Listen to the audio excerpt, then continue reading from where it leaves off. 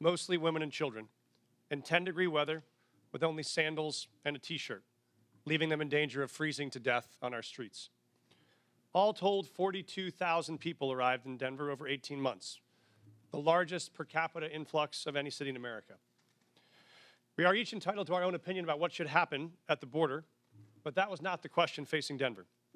The question Denver faced was, what will you do with a mom and 2 kids dropped on the streets of our city with no warm clothes, no food, and no place to stay? As mayor, I have to protect the health and safety of everyone in our city. As a man of faith, I have a moral obligation to care for those in need. As Scripture says, for I was hungry, and you gave me something to eat. I was thirsty, you gave me something to drink. I was a stranger, and you invited me in. So that's what we did. In Denver, we believe our problems are solvable, and we are the ones to solve them. So we went to work. When we started, we had the largest encampment in Denver history, with more than 200 migrant families living in freezing temperatures. So we opened 8 different city shelters housing 5,000 people. City employees volunteered to take extra shifts, and Denver residents stepped up, making meals, donating clothes, furniture, school supplies. Some even welcomed families into their own homes. We helped 8,700 eligible individuals apply for work authorization so they could put food on their own table, pay their own rent, and reduce the strain on public resources. As a result, a year later, there is not a single migrant encampment left in the city. We have closed all of our shelters. We have connected people to jobs and housing, and the city's immigrant support budget has dropped by nearly 90%. And in the midst of this, migrants did not bring a wave of crime to Denver. In fact, crime went down.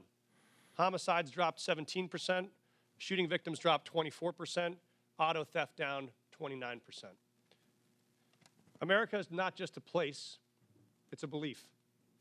Some people are born into it, some fight their whole life to get to it. It's a belief that all are created equal. It's a belief that it doesn't matter where you came from if you're willing to fight hard enough. Julian Becerra's parents believed that. So they brought him to this country from Mexico when he was 10. They taught him respect, and they taught him to love and serve his community. As an adult, he decided the most honorable way to serve his community was in uniform. So he enlisted in the Air Force.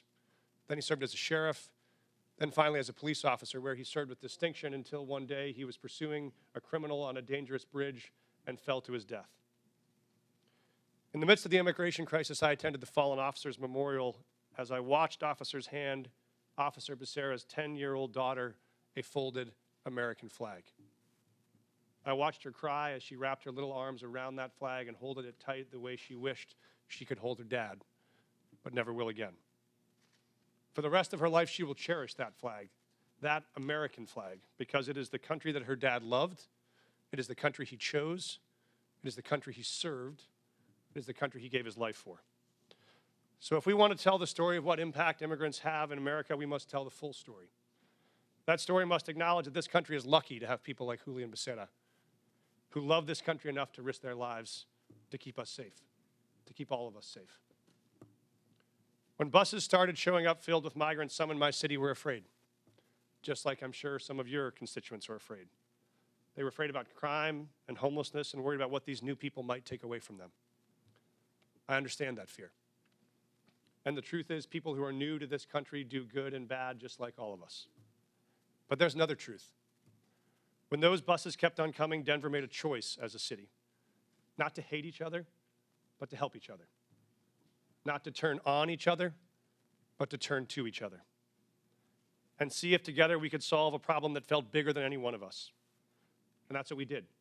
It wasn't perfect, and it required sacrifice from all of us. But in the end, Denver came out stronger and closer than we were before. Because Americans expect us to do more than point fingers. They expect us to solve problems. So if Denver can find a way to put aside our ideological differences long enough to manage a crisis we didn't choose or create, it seems only fair to ask that the body that is actually charged with solving this national problem, this Congress, can finally commit to do the same. Thank you, Mr. Chairman. Thank you. I now recognize Chicago Mayor Johnson for his Thank you. statement. Thank you, Chairman Comer. Thank you to the Ranking Member Connolly and to members of this committee. I have the great privilege and honor of serving as mayor of the city of Chicago, the third largest city in the nation. Established by a Black Haitian man and a Potawatomi woman, Chicago is and always has been a proud city of immigrants.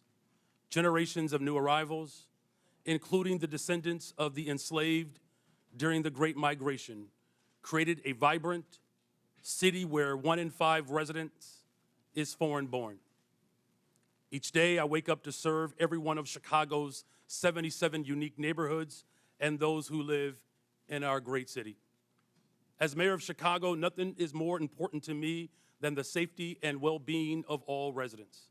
And since I was elected, my administration has been laser-focused on creating and implementing public safety initiatives that protect all Chicagoans. We launched the People's Plan for Community Safety, which builds trust between communities and law enforcement by prioritizing transparency and violence intervention. We established a dedicated robbery task force that reduced robberies by 25% citywide. We added over 200 detectives, increasing the clearance rates on our cases. And we've updated police equipment and technology so that our police officers have the tools they need to effectively prevent and fight crime. Our efforts to improve public safety by building trust with and investing in our communities are working. Violent crime is down in Chicago. The city ended 2024 with its lowest homicide rate in 5 years. The city is also safer because of our Welcoming City Ordinance. That law makes sure that the city's police resources are focused on our local priorities. In fact, the 40 years of Chicago's leaders have recognized that our policies toward civil immigration matters help to prevent and solve crimes. Put simply, any actions that amplify fears of deportations make Chicago more dangerous. Those fears cause witnesses and victims to avoid cooperating with police. The cooperation of all people, regardless of their immigration status, is essential to achieving the city's goals of reducing crime and pursuing justice for victims. When there is trust between city's residents and the police, undocumented immigrants come forward to report crimes to local law enforcement and provide information that helps the police solve those crimes. And now, I know there are myths about these laws, but we must not let mischaracterizations and fear-mongering obscure the reality that Chicago's crime rates are trending down. We still have a long way to go, but sensationalizing tragedy in the name of political expediency is not governing, it's grandstanding. Every violent crime is devastating, but scapegoating entire communities is not only misleading, it is unjust and it is beneath us. So let me be clear. Chicago's Welcoming City Ordinance and our other laws and policies do not lead to more crime. They do not prevent cooperation with federal law enforcement on criminal matters. And we do not harbor criminals. We arrest them, often because of laws that allow residents to feel safe helping the police. As mayor, I'm building a Chicago that embodies the dream of my father had when he came from Salis, Mississippi during the second migration, a Chicago that invests in housing, healthcare, jobs, and education.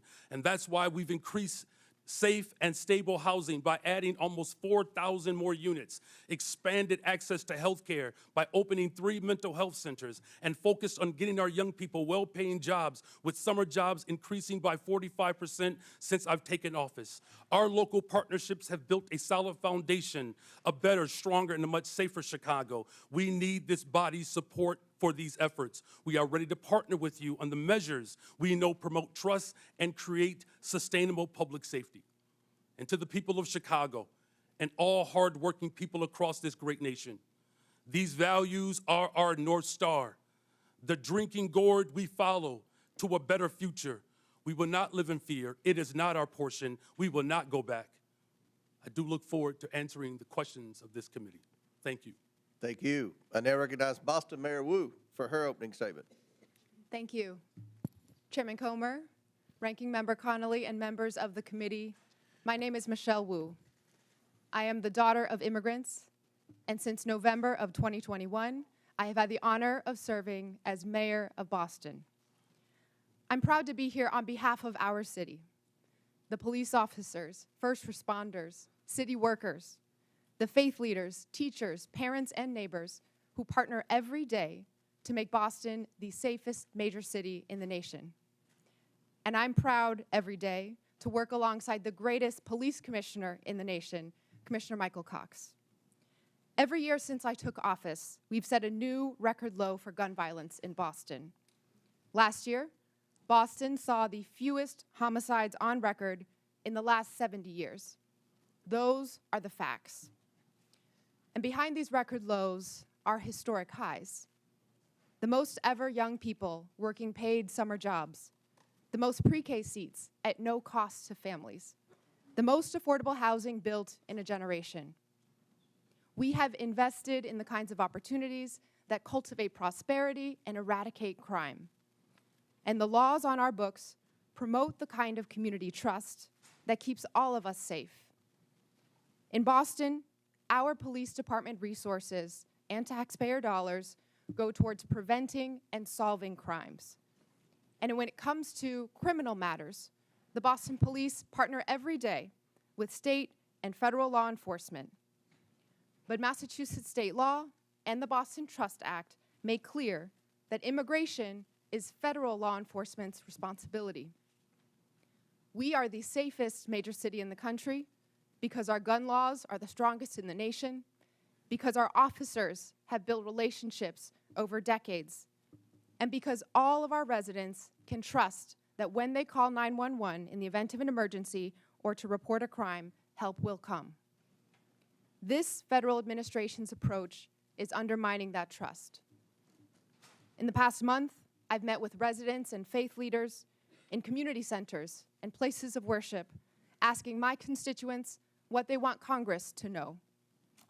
And what I heard over and over again was fear and frustration. I spoke with pastors whose pews are half empty on Sundays, doctors whose patients are missing appointments, teachers whose students aren't coming to class, neighbors afraid to report crimes in their communities, and victims of violence who won't call the police.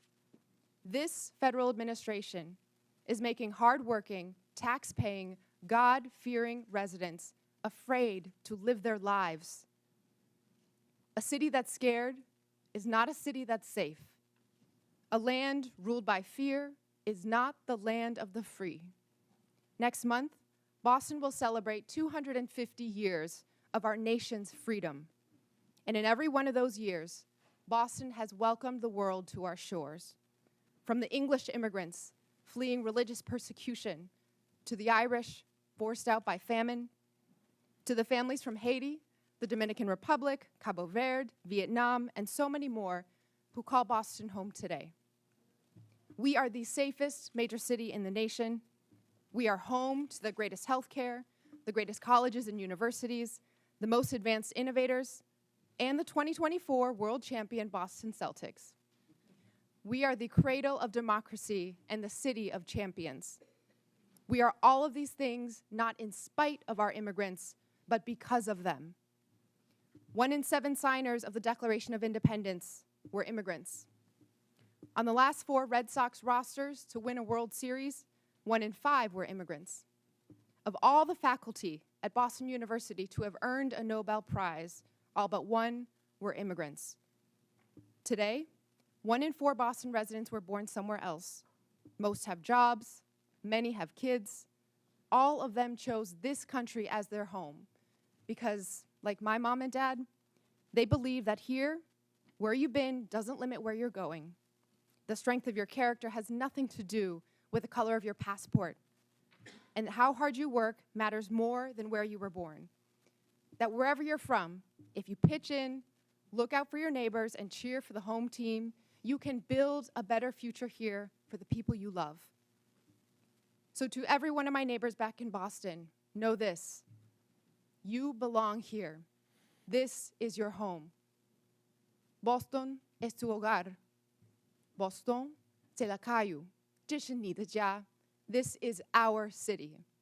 We are the safest major city in the nation because we are safe for everyone. Thank you. Thank you. I now recognize Mr. Beer for his opening statement. Chairman Comer, Ranking Member Connolly, and distinguished members of the committee, thank you for the opportunity to testify. The Cato Institute's half-century of independent research demonstrates that people of all races, religions, and birthplaces can thrive in a free society. Liberty must be protected, both from over-intrusive government and from private violence. Unfortunately, the president's chaotic, indiscriminate deportation plan does the opposite. It harms public safety, threatens Americans' rights, and undermines the successful integration of America's immigrants into its society and economy. The president's first action was to rescind the requirement that ICE target public safety threats first. He has ordered that millions of vetted immigrants be stripped of lawful status and deported. He is even attempting to deport the U.S.-born children of people without permanent status. This flagrantly unconstitutional act effectively orders a series of crimes, wrongful arrest and imprisonment, civil rights violations, and unlawful deprivation of voting rights. Never before in American history has a president sought the power to strip potentially tens of millions of Americans of their constitutional rights. The president is also explicitly asserting the authority to ignore any law passed by you, Congress, that provides due process for people accused of being in the country illegally. The administration has repeatedly misled you and the public about who it is targeting, stating it would focus on public safety threats, that only the worst of the worst would be sent to Guantanamo Bay, and that every person it had arrested had a criminal record. We now know that most ICE arrests since the inauguration have been of people without a criminal record. Indeed, he is arresting people who entered legally, never violated any law, and sending them to Guantanamo Bay prison. It is no surprise in this lawless environment that many people and many cities simply do not trust the federal government on immigration. That is a problem. But under our Constitution, states determine their policies. Congress cannot force them. It must reestablish trust. Unfortunately, some members of Congress want to force an indiscriminate policy of mass deportation on the entire country with no public safety focus. If Congress wants more cooperation, it should address the concerns of these cities. What Congress should do is reestablish trust. Indiscriminate mass deportation agenda is a far greater threat to public safety than any city policy. A mountain of empirical research shows that reasonable restrictions on ICE cooperation do not increase crime rates, and that immigrants lower crime rates. Immigrants, including illegal immigrants, commit crimes serious enough for them to be incarcerated at half the rate of U.S.-born Americans. Data from Texas shows that illegal immigrants are 36% less likely to commit and be convicted of murder. At least before this current mass deportation effort, immigrants were more likely to report crimes than U.S.-born Americans. Don't jeopardize that. Mass deportation is diverting law enforcement resources away from obtaining justice for victims. Indeed, it even targets the victims. Sabotaging local economies and obliterating communities will not restore public safety. It will make us poorer while increasing the crime rate and victimization rate for Americans. There is a better approach. We don't need chaos and disorder of illegal immigration or of mass deportation. Why don't people come legally? Because Congress has provided so few options for them to do so, not updating its laws in the last 3.5 decades. Just 3% of those applying for permanent legal status in 2024 received it. That's the failed policy. Let peaceful immigrants pay to get vetted, work, and contribute legally, and let law enforcement at all levels focus on keeping Americans safe. Thank you. All right, our witnesses have concluded their opening statements. We're going to begin with questions from members, and I want to remind the members we have 60 members today that are going to ask questions. So I'm going to strictly enforce the 5 minutes.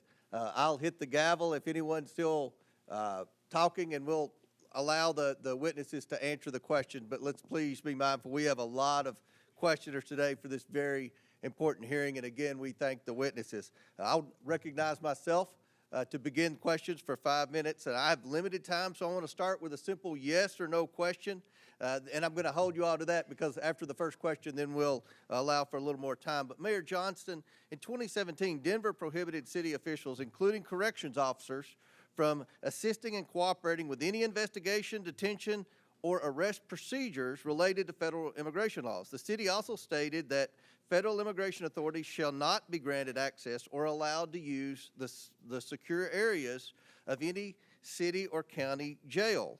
Mayor Johnston, is Denver a sanctuary city? A lot of folks use that term. Yes or no? Sorry, Mr. Chairman. Folks use that term differently. I can tell you what Denver does. We do not. Okay, I take that as a yes. Mayor no, Johnson, no, yes or no? I take that as a yes. Mayor Johnson, on March 10th, 2023, you posted on X that Chicago must lead and live by the promise to be a sanctuary city. Is Chicago a sanctuary city? A 40-year policy of being a welcoming city. Yes. A 40-year I take policy that of a as welcoming yes. city. Mayor Wu, in November 2024, you gave an interview noting that you served on the city council a decade ago when the Boston Trust Act was first passed. You said in that interview that in terms of Boston's policy, there is a prohibition on resources and personnel going to enforce civil immigration detainers, meaning Boston police and other departments cannot cooperate with ICE when it comes to detaining on civil warrants. Mayor, is Boston a sanctuary city? Boston is a safe city. I take that as a yes. And Mayor Adams, on November 12, 2024, you said, quote, "This is a sanctuary city," but I must comment that you have, of the witnesses today of the major cities, you have publicly stated that you were willing to work with ICE on detaining the most criminal illegals, and I want to publicly thank you for that. But my question to you, sir, is New York City a sanctuary city? Based on our classification, yes. Okay. Last year, in a Boston suburb, an illegal alien raped and impregnated his 14-year-old daughter while living in a shelter for illegal aliens. Mayor Wu, under Boston law, would you turn this criminal over to ICE on a detainer? Whenever there's a criminal warrant, Boston police enforce that and hold people accountable. So would you turn that criminal over to ICE? This happened outside the city of Boston, but I can tell you in the city, whenever someone commits a crime, whenever there's a criminal warrant, we hold them accountable. If ICE deems that they are dangerous enough to obtain a criminal warrant, and the Boston police will enforce it. Will you turn that criminal over to ICE? We follow the laws, I and take we that make as a sure no. that everyone. In Chicago, safe. an illegal alien who is a suspected member of a violent foreign gang who was brought into custody for his potential involvement in a murder. He was released when Cook County declined to press charges. This illegal alien is also facing charges for kidnapping and sexually assaulting his former girlfriend last year. Now he's on the streets. Mayor Johnson, under Chicago law, would you turn this criminal over to ICE on a detainer? Our local law enforcement works hard every day to get criminals off the streets of Chicago. Would you turn that criminal over to ICE? That's the problem. That's one of the topics of this conversation. That's one of the problems we've heard from Tom Hammond and from the Homeland Security is that in your cities, when someone's apprehended for a crime, and ICE is now with this new federal policy wanting to come in and deport the criminal alien, that you will not cooperate with ICE. Will you turn that criminal over to ICE? And we do not harbor criminals. Our local police department works hard every single day to ensure that the city of Chicago is Yes safe. or no? Will you turn the criminal over to ICE? With a criminal warrant from the federal government, our local law enforcement repeatedly collaborates with federal agents. So you're saying publicly today, you will turn that alien over to ICE in a safe place like a jail and not turn him out on the street and say, here you go, ICE, good luck. You will turn that criminal over to ICE. With a criminal warrant, as we have done for 40 Should years. that criminal be turned over to ICE? With a Mayor? criminal warrant, they are subject to the federal laws, and that includes deportation. My time has expired, but again, the point that we've got to iron out today is that we have to have cooperation. It is federal law to turn over those illegal criminals to ICE. And we have heard reports, and many of you have said publicly, that you are going to obstruct that. That is against the law, and we're going to hear more about that today. Now, I recognize the ranking member, Conley, for his 5 minutes. Thank you. Mayor Wu, I quoted Tom Homan, the so-called border czar, saying that he wanted to bring hell. He was bringing hell to the city of Boston. What did you understand him to mean by that? Let's talk about Tom Homan. Shame on him for lying about my city, for having the nerve to insult our police commissioner who has overseen the safest Boston's been in anyone's lifetime. Bring him here under oath, and let's ask him some questions. I am here to make sure that the city of Boston is safe. Others may want to bring hell. We are here to bring peace to cities everywhere.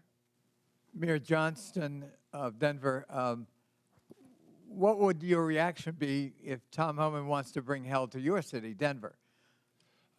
We think that we have folks in Denver who are working hard, playing by the rules, paying taxes. There is no one that is seeking hell to come to Denver. What people are looking for is opportunity and hope. And We for think the that's record, available. he can do whatever he wants to do, I guess.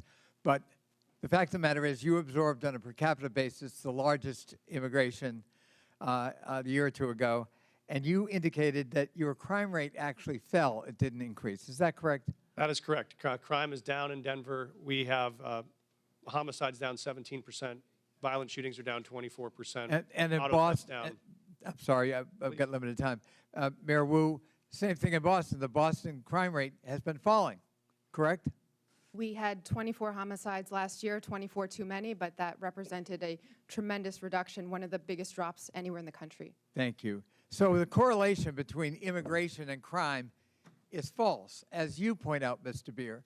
Perhaps you can elaborate that. I find it ironic that you characterized correctly, in my view, President Trump and Tom Homan's approach to immigration as lawless when they're invoking law and order and crime as the rationale for their lawlessness. Could you expand on the lawlessness and the irony of the fact that, as you point out in your testimony, the crime rate among immigrants is half that of the native population? That's right. I have a table in my written testimony that you can look at. Top 20 cities for immigration court filings over the last 4 years. 19 of those cities saw a decline in their homicide rate. If you look at all of the major cities, there is a negative correlation between increasing numbers of immigrants and the homicide rate. So that means more immigrants, lower homicide rates. That holds true across the United States. So I think the correlation that's trying to be made is more immigrants, more illegal immigrants, more chaos, more crime. That does not hold. What we do see under this administration is an increasing willingness to ignore the laws. He has, as I mentioned, signed an executive order that says he can ignore due process rights for people who are accused of being in the country illegally. This is an incredibly dangerous assertion of authority and should be investigated by Congress. And is it a reasonable proposition for a local leader? I know I was chairman of my county, which is like being mayor of a large county, and you know, we focused on local law enforcement. You know, we tried to help the feds when we could. We were cooperative where we could be, but our job was local law enforcement. And there is a clash when ICE behaves this way, and I described some horrible incidents. It instills fear in the immigrant community, and it fosters non-cooperation rather than cooperation, which is the mandate of each of these leaders, is it not? Absolutely. We want cooperation. Many of these cities are the reason why immigrants are more likely to cooperate and report crimes to the police than the U.S.-born population is. So there are good reasons to limit this mass deportation of people in their communities. I would just argue that the premise of this hearing is false. We have local law enforcement cooperating with the local political leadership, and it's working. It's bringing down crime rates. And the proposition that immigrants cause crime is false. In fact, patently false, as your testimony, I think, would demonstrate, Mr. Beer. And the idea that these are sanctuary cities that need to be punished is simply a war on urban America. And I'm proud of the mayors who are in front of us here today, and I thank them for their testimony, and I thank them for their service to their local communities. I relate to it, and I think it's a noble calling. I yield back. Gentleman yields back. Chair recognizes Ms. Boebert from Colorado. Thank you, Mr. Chairman. Mayor Mike Johnston, I hope we could start off on a level field of agreement here. So in your testimony, you said that locals were asking Denver, what will you do? When they saw 10 to 11 buses coming in a day and 42,000 illegal aliens entering their city. Denver, what will you do? And in a Fox 31 interview in January, you blamed state law for not allowing the city of Denver to coordinate with ICE, resulting in Denver being a sanctuary city, saying, quote, the whole state is bound by our state law in this, which is pretty consistent in some of these practices, like everywhere in the state. We don't honor ICE detainers, end quote. I've demanded Governor Jared Polis and the Colorado State Legislature to repeal them. Douglas County has led on a lawsuit to get those laws repealed. So, Mr. Mayor, would you join me today in calling and demanding that these sanctuary policies, these Colorado state laws, be repealed? Thank you, Congresswoman. Yes or no, Mr. Mayor? Pardon? Yes or no? Will you join me? I do not believe the detainer law needs to be changed. I can tell you what Denver Okay, does so you right now. don't want them to coordinate with ICE, but yet you're blaming the state of Colorado for those policies. It's a statewide law. It's not a Denver law, and you're blaming the state of Colorado for the law, yet you will not call for that law to be repealed, correct? Yes or no? We do coordinate with ICE presently. I'm happy to tell you what we do on that. So we've honored detainer requests more than 1,226 times over the last What about years. before a warrant? There are many issues before a warrant. So what happens is if ICE sends us a detainer request, Well, you have local law enforcement officers, Mr. Mayor, who are unable to coordinate with ICE to even get the initial warrant. They aren't allowed to tell them that they are illegal aliens. So unfortunately, you won't join me in asking for this law, demanding that this law be repealed. So let's keep going. In 2017, Denver passed an ordinance that ensured any city employee who spoke with federal immigration authorities would be fired, among other policies that have led to local and national media outlets to call Denver a sanctuary city. So now let me ask you, would a city employee be fired for communicating with anyone from the EPA? Right now, Congresswoman, our policy is we don't ask people's status. when Would they come any into city contact employee with be any- fired for communicating and coordinating, talking with an agent from the EPA, a federal employee? Not to my knowledge, Congresswoman. What about Health and Human Services? Would they get fired for talking with someone from Health and Human Services? Not to my knowledge, Congresswoman. So they would only be fired for talking to federal law enforcement officers. No, that's incorrect, Congresswoman. This is an ordinance city employees do, Denver in fact, passed in 2017, Mr. Mayor. our city employees do, in fact, communicate with ICE. We do coordinate on multiple things with ICE. For instance, if there is a violent criminal warrant in the city, we No, pursue that we're warrant talking together. before the warrants, Mr. Mayor. There are issues happening before warrants are issued, and local law enforcement officers are unable to coordinate because there is no warrant. And your ordinance says that a city employee would be fired for communicating with federal law enforcement. So you've been mayor for 600 days. Have you ever called for that ordinance to be repealed? We are not unable to coordinate with ICE right now. We are in communication with ICE right now. Only if about- there is a warrant, but I'm talking prior to the warrant. We wouldn't have a reason to coordinate. Because you prior don't know to if they're warrant. illegal, because you are unable to coordinate until there is a warrant. So that's why this ordinance needs to be repealed. So now the 600 days, there's been no time to ask for this to be repealed. You did have a newcomer's playbook, 25 pages. You had time to put that together. And you had time to agree with the city council to authorize up to $2 million to pay Joe Biden's former lawyer, his law firm, to help cover your ass for Denver's sanctuary city policies for this hearing, correct? Thank you, Congresswoman. We have counsel. Did you to authorize support- that spending? We have counsel to support this committee's investigation into any documents you may have. That is a year-long contract for the 13,000 city employees. And your budget you may is request documents from. seriously declining. Denver Magazine reported that Denver has spent $7.5 million on shipping illegal aliens to other destinations. Mayor Adams, did Mayor Johnston ever coordinate with you and tell you that he was shipping illegal aliens to your city? We coordinated in communication around the entire asylum seeker issue in our cities. So I've heard that Denver crime went down. Well, Aurora's crime went up because you were also shipping them to Aurora. And we have documentation that I don't have time to discuss here in this hearing that proves you were shipping illegal aliens to Aurora. Their crime was increasing while you were hiding under laws that you will not demand be repealed, ordinance from your city, and then crime was going up from Trinidad Aragua gangs vandalizing apartment owners. Thank you, Mr. Chairman, and I hope that we can get this We have a resolved in 5-minute Colorado. rule, Mr. Chairman. Chair, gentlelady's time's expired. Chair recognizes Ms. Norton from Washington, D.C.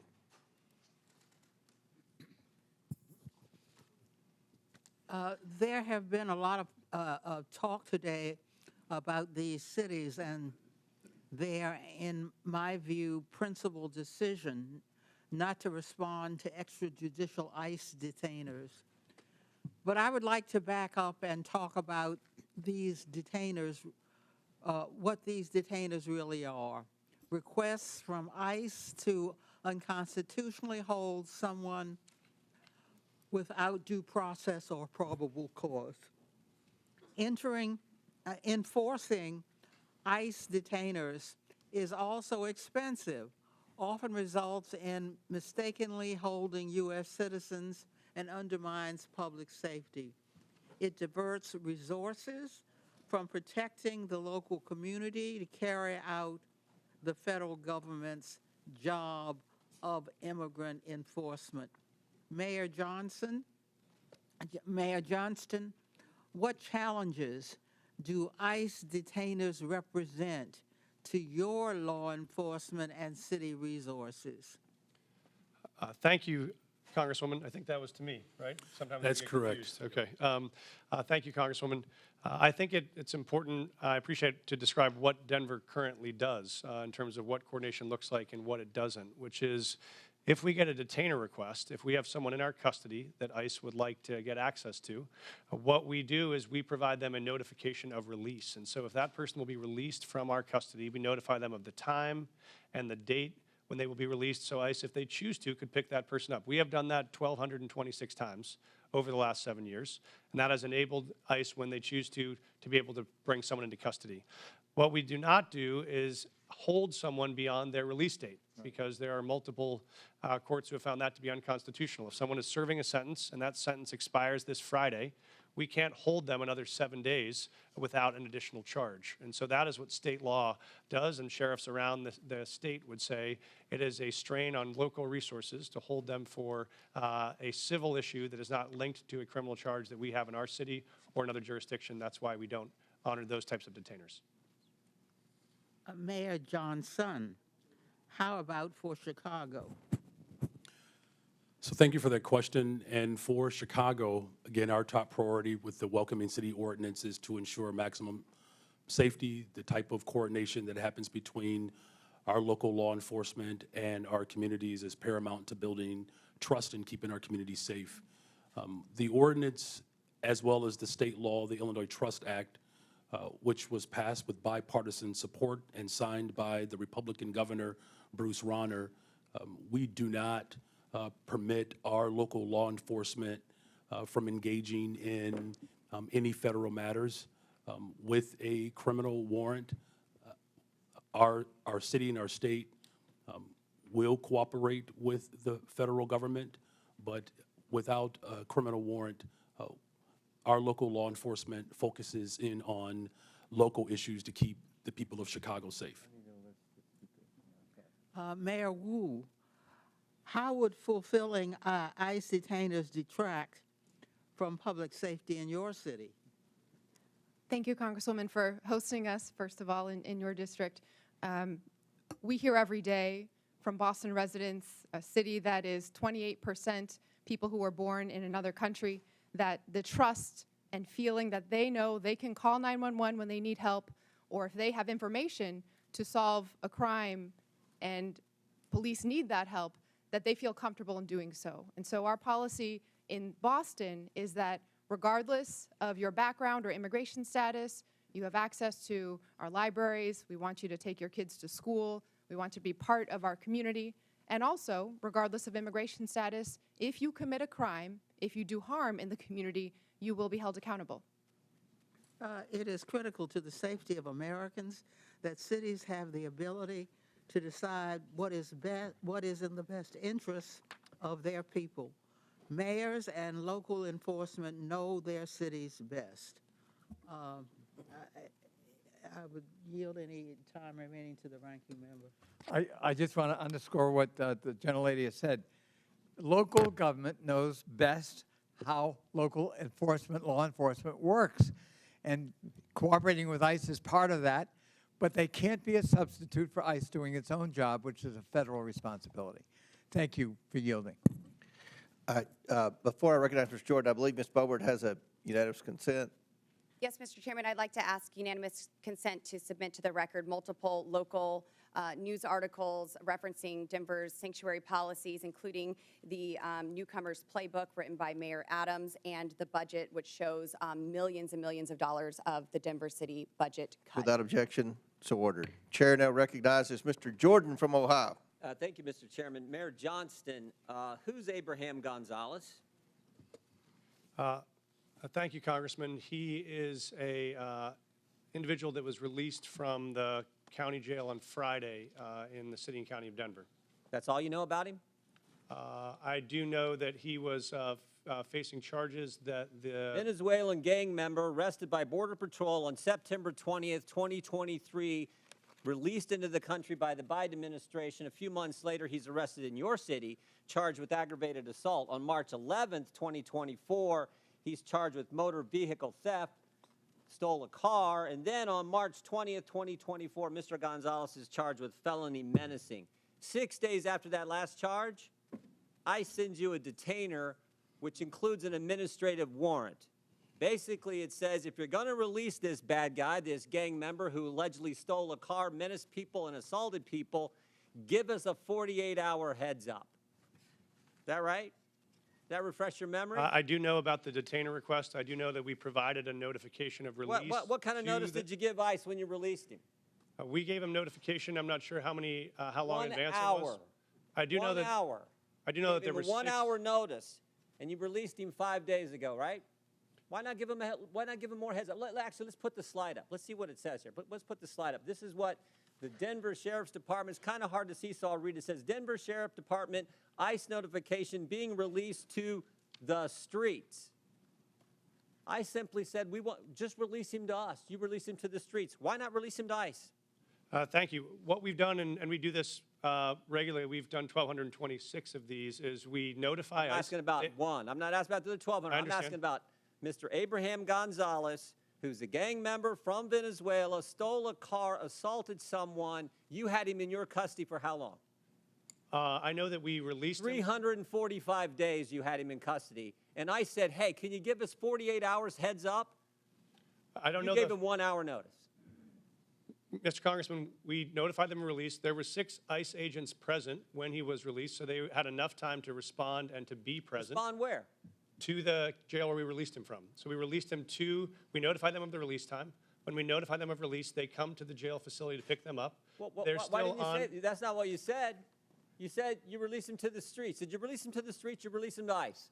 What we do, sir, is we release him from our county jail, and we coordinate with ICE on that release time and release date so that ICE can come and pick them up from that location. Pick them up where? In the parking lot?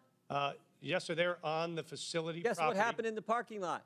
I know, sir. I've reviewed the video. So I looked at it. I've talked to the sheriff last night. One of the ICE officers got assaulted, didn't he?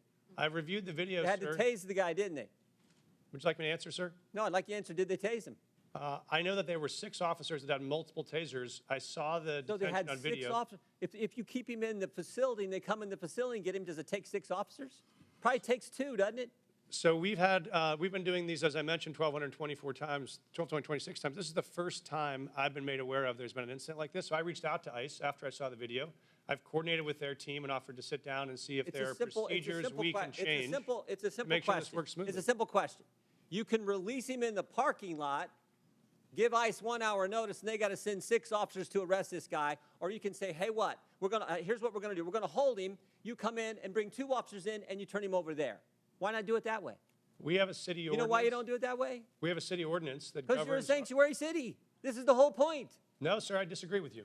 Oh, okay. Because I'll tell you why. If you talk about sanctuary as a definition of shielding people from law enforcement, we do not do that. What we do is provide services. In this context, what we did is we coordinated the release. An officer got assaulted because of your policy, which says we're going to release him to, in your words, not mine, to the streets. They have to arrest him in the parking lot. They bring 6 officers when they could have had 1 or 2 just come in your facility, in the jail, and take the guy there. But you won't do it that way. I've seen the video. I've reached out to ICE. I've offered to sit down and coordinate on strategies. If we need to make adjustments to what we do on releases, we'll do that. This is the first time in the 1,226 releases I've heard of an incident, I read your so we'll written take testimony action. last night. I read your written testimony last night. 4.5 pages. And you used the word safe, safer, or safety 13 times. Talking about my job is to protect the safety of the people in Denver. We prioritizing making sure everyone in our community is safe. That's a lie. Because it was not safer for the ICE agents who are part of your community. No way was it safer. The safest thing to do is to say, ICE, we got him in custody. Come here, we're releasing. We held him 345 days. We can't hold him a second longer. We can't wait for you to come inside the building. We got to let him go, so you have to arrest him in the parking lot. That is how stupid sanctuary policies are and what they mean to the community that you put at risk and to the ICE officers ICE officer who was assaulted, and they had to use a taser on them. It's not good. Mr. Chairman, Mr. Chairman, 5 minutes is up. Consent request. Gentlemen's time's expired. Chair recognizes Mr. Lynch from Massachusetts. Thank you, Mr. Chairman and Ranking Member Connolly. I want to thank the panelists for your willingness to come before the committee and help us with our work. You know, I truly believe that if we had a rational and comprehensive immigration policy in this country, if we competently regulated the flow of immigration, if we knew the purpose and circumstances of each immigrant's arrival here, and if every immigrant knew what was expected of them when they arrived, I honestly and truly believe that immigration could be the greatest blessing for our country. Look at our world rivals, China and Russia. No one is trying to sneak into China, sneak into Russia. It's because of what we offer here as a nation. There is a substantive issue that's at play here, and I want to address that. So under Article 1, Section 8, Clause 4 of the Constitution, it provides Congress, and I'll read the section here, to establish a uniform rule of naturalization. And Clause 18 further provides that Congress has the power to make all laws that shall be necessary and proper to execute its enumerated powers, including immigration. So it appears that Congress has taken up that responsibility in the Immigration and Nationality Act, which they exercise under constitutional writ.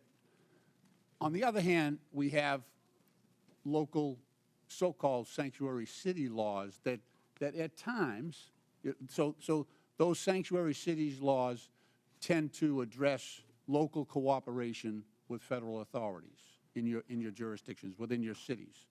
And sometimes it does appear that the sanctuary city laws are defending against the congressional grant of authority to operate in that area. Now, you all, as mayors, and I ask this of the entire panel, you deal with this every single day, and we've heard some of it in your testimony, eloquently. How do we, as lawmakers, we're struggling with this right now. There's a tension between that authority of Congress to act under Article 1 of the Constitution, and then your responsibility, nobly taken, to provide a safe environment for the residents and visitors to your cities. how do we reconcile, and I'm asking you for advice. You have a great perspective on this. How do we together reconcile the tension between those two operating systems, grants of power? And I'd welcome any advice you have on that, because that's what we are struggling with up here in terms of trying to come up with a comprehensive immigration policy that addresses all of these concerns. Mayor Johnson? Congressman, I'm happy to start the response. We obviously believe there is a federal system that has federal obligations and state and local obligations. We think, as Mayor Wu said, that our officers are uniquely prepared, trained, and ready to enforce local law and to keep our city safe. We want to focus on that. We do not have the capacity for our law enforcement to be doing federal immigration enforcement, but we want to be partners in making sure we're pulling violent criminals off the street. We do that now. We've done it in the past. We'll keep doing it. But we think the capacity for the federal government to focus on. But what I'm trying to point at is this. So the current president of the United States, Donald Trump, rode into office on this issue. On this issue. He put people in fear. I'm in a state that's 2,400 miles from the border. We're going to spend $1.5 billion on providing services and housing and everything to people who are in our state unlawfully. He got into office on that issue. So the costs to democracy are massive. It is now threatening our democracy because we have mishandled this issue. So we need to get together on this and turn immigration, like I say, into the greatest blessing that this country has, and not something that people are afraid of. That's the challenge. May I, agree. Congressman? Please. This may be the last Oh, my blue. friend. This may Thank be you. the last blue dress I'm wearing this month. It's going to be green from here on out as we celebrate I understand. Irish American heritage back at home. Please pass comprehensive immigration law that is consistent and compassionate. That will make our jobs possible, and we would so appreciate that partnership. I hear you. Thank you. I yield back. Gentleman yields back. Chair recognizes. Chair, I have a unanimous consent request. I didn't. I'm sorry. I have a unanimous consent request. All right. Proceed. Okay, I'd like to seek unanimous consent to enter into the record thousands of DHS agents shift to deportation instead of drugs, weapons, and human trafficking. That is February 2025 USA Today. Without Also, objection, so ordered. Parents pull kids from childcare as immigration fears hit U.S. youngest. Without objection, so ordered.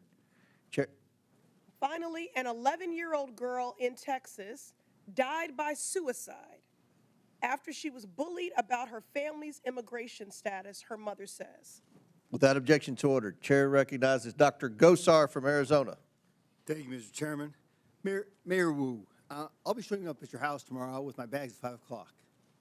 Leave your doors unlocked, please.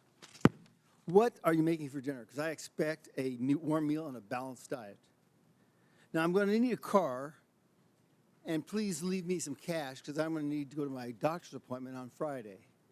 That would be to Mr. Mayor Johnson. Now, I don't want to sleep on the couch, so put me up at a luxury hotel. The other Mayor Johnson. Obviously, you wouldn't like this because you don't know me, right? You know nothing about me.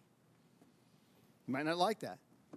Sanctuary cities offer this kind of hope, this false hope, to illegal aliens by saying that very thing. Stay with me. We don't tell anybody that you break our laws. Now, thank you. You've made the United States complicit and one of the largest purveyors of human trafficking in the world. Thank you. You're disgracing the legal immigration system that came here, and the immigrants that came here the right way, through Ellis Island at the time, now through our going through a process. And I want to talk about that process because I've always been told, and it's never been really challenged, is that good process builds good policy, builds good politics. I think that works really, really good because you can always fall back to the process. If the process isn't good, you always get a good process.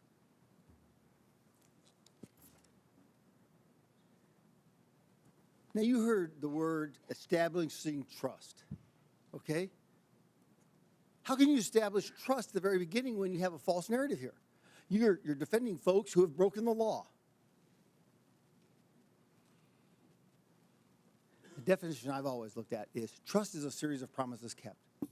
What kind of trust are you supporting here? What is the trust with an illegal alien? It's a false hope. It's a false trust. Welcome, we're bringing you in.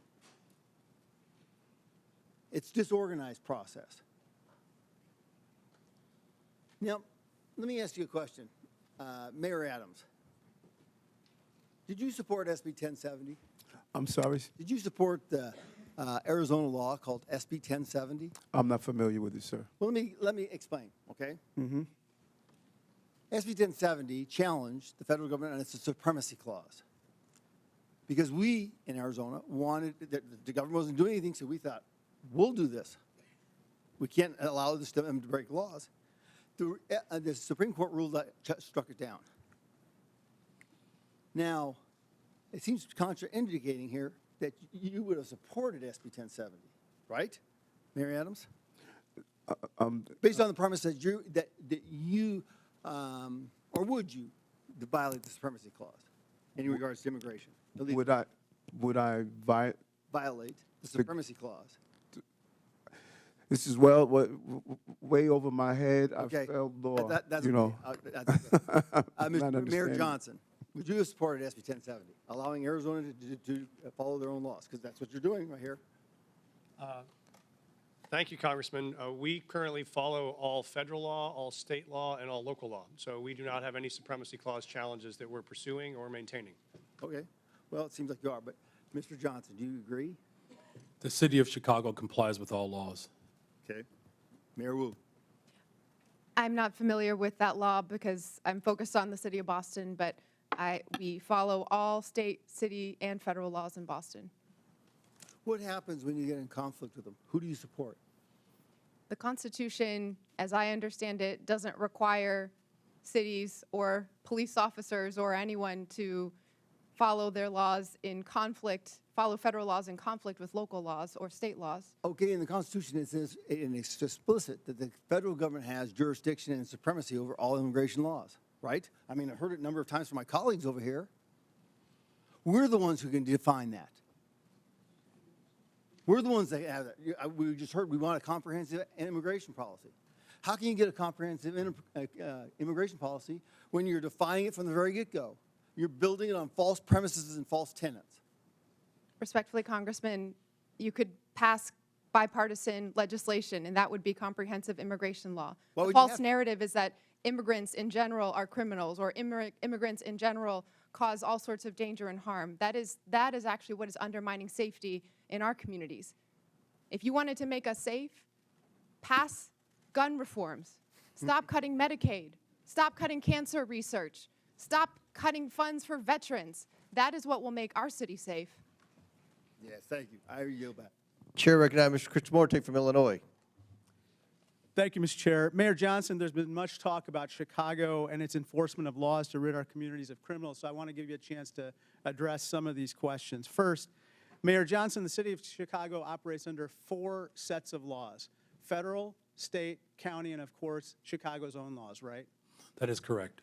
And most of these laws are not within Chicago's sole power to change. For example, the Illinois Trust Act, a state law, was enacted in 2017 by then Republican Governor Bruce Rauner and dictates interactions between ICE and law enforcement, right? That is correct. And under Chicago's own law, I have a copy of it right here, Chicago is required to help ICE whenever ICE presents a judicial criminal warrant for an arrest, correct? Yes. In fact, Chicago has assisted ICE with criminal warrants in the past, right? Yes. So just to clear it up, any time that ICE does the work and goes to a court to get a criminal warrant to arrest somebody, the city of Chicago not only is required to, but does cooperate to remove that criminal from our community, right? That is correct. Let me turn to another topic. President Trump has said many things about Chicago, including that it is, I have this NBC News report, worse than Afghanistan. Mayor, I'd suggest the facts suggest otherwise. For example, Condé Nast recently named Chicago the best big city in America 8 years in a row. A friendly amendment, best freaking city in the world, city of Chicago. Chicago's the largest rail hub in America. That is correct. Chicago's a quantum technology hub in this country. $20 billion new investment. Chicago area is the home to the second most number of Fortune 500 headquarters of any city in America, right? Just voted again the top relocator for corporate headquarters for 13 consecutive years. And it's home to O'Hare Airport, the most interconnected airport on the continent, is that right? That is correct. That doesn't sound like Afghanistan to me, sir, does it? The city of Chicago is a beautiful place. We also have 20% of the world's fresh water right in our front yard. Our restaurants are amazing. In fact, everything that is dope about America comes from Chicago. A Republican named Lincoln was nominated for president in Chicago, and a Democrat named Obama called Chicago home too. It's the city of big shoulders, the heart of the heartland, the home to the world's best pizza, and we're not going to take any slander from Donald Trump or anyone else lying down. Is that right? That is correct. Sir, I want to turn your attention to another topic. Mayor Johnson, you'd agree with me that high grocery prices are among the top concerns for the people of Chicago, right? The economic conditions that are unfortunately that are not being addressed by Washington has caused a great deal of trepidation and anxiety. Mayor Wu, according to USDA, the wholesale cost of a dozen eggs has gone from $6.59 since January 19th when Donald Trump took office to $8.39, a 27% increase, and this has got to anger Bostonians, right? People are doing their very best, trying their hardest, working multiple jobs, and they need support. Mayor Johnston, I suppose that people in Denver are concerned as well, right? I'm very concerned. This is the most important issue for us, is how we make sure that it's affordable to live in the city. Mayor Adams, the same is true for New Yorkers? Affordability is an issue that's impacting our city, and that's why we're doing the best we can to put $30 billion back in the pockets of working-class people. President Trump, if you're watching this hearing, I respectfully ask, when will egg costs be high enough for you to issue one executive order on bird flu? $10 a carton, $15 a carton. It'll soon be cheaper to buy a magazine for an AK-47 than to buy breakfast. This is flat out wrong. Turn to my last topic. Interestingly, last night in a record-long address, the president did not mention the word Medicaid once, which is top of mind for everyone. Mayor Johnson, you don't dispute that 1.6 million people in Cook County are enrolled in Medicaid, right? I do not dispute that. In fact, in most of our safety net hospitals, 70% of the individuals that are being serviced are being serviced through Medicaid. I recently received outreach from Lurie Children's, a preeminent children's hospital located in Chicago. They said, quote, slashing Medicaid will put access to care for all children in our state at risk. You would agree that's unacceptable, right? That is unacceptable. It doesn't matter where you're from. If you're white, black, brown, poor, or rich, massive cuts to Medicaid will devastate our health care system. Thank you, and I yield back. Gentleman yields back. Chair now recognize Mr. Perry from Pennsylvania. Thanks, Mr. Chairman. Mayors, thanks for being here, leaving your cities to come to Washington, D.C. today. By either definition or by claim, each of you, I think, could justifiably say represent what's considered a sanctuary city. If you could describe it, what would you, sanctuary from what? Anybody? Mayor Johnson, you want to start? Mayor Johnston? Thank you, Congressman. I welcome that because I wanted to clarify. We do not shield people from federal law. I just asked you what, so you don't consider yourself a sanctuary city? We provide services and supports. Do you consider yourself a sanctuary city? That's just. We do not under that definition. You don't use the definition, you're not a sanctuary. We call ourselves a welcoming city. Okay, so what are you welcoming and who are you not welcoming? Well, we're welcoming everybody. Okay. We don't keep folks. So you're welcoming criminals that you don't have any idea what their crime background is, and you're good with that? No, we aggressively pursue. How do you do that? Anyway. No. How do you vet the people that you welcome in your sanctuary city? Sir, we don't vet folks that arrive from Illinois or California with a background check when they come into the Denver airport any more than someone from another So location. you're welcoming any illegal immigrant or illegal alien to your city without question? Well, folks that make the decision to come to Denver, they arrive, and then we expect But them to you get a call job, them, you pay welcome taxes. them. You welcome them. You call them to your city and say, if you come here, you will be safe from what? Thank you, sir. We don't call anyone to our city. Folks that arrive in our city, we offer same access to services they may need to be successful. And if they break the law, we hold them accountable, we charge them, we prosecute them. What about if they've already broken the law? Well, if they've already broken the law and there is another jurisdiction that has a warrant for that person, they let us know, and we would cooperate to transfer them to that jurisdiction. I think we saw in Mr. Jordan's conversation with you that you really don't do that. Mayor Johnson, how about you? How many, according to my records, you have welcomed 51,648 illegal aliens to your sanctuary city. So I'd ask you, sanctuary from what?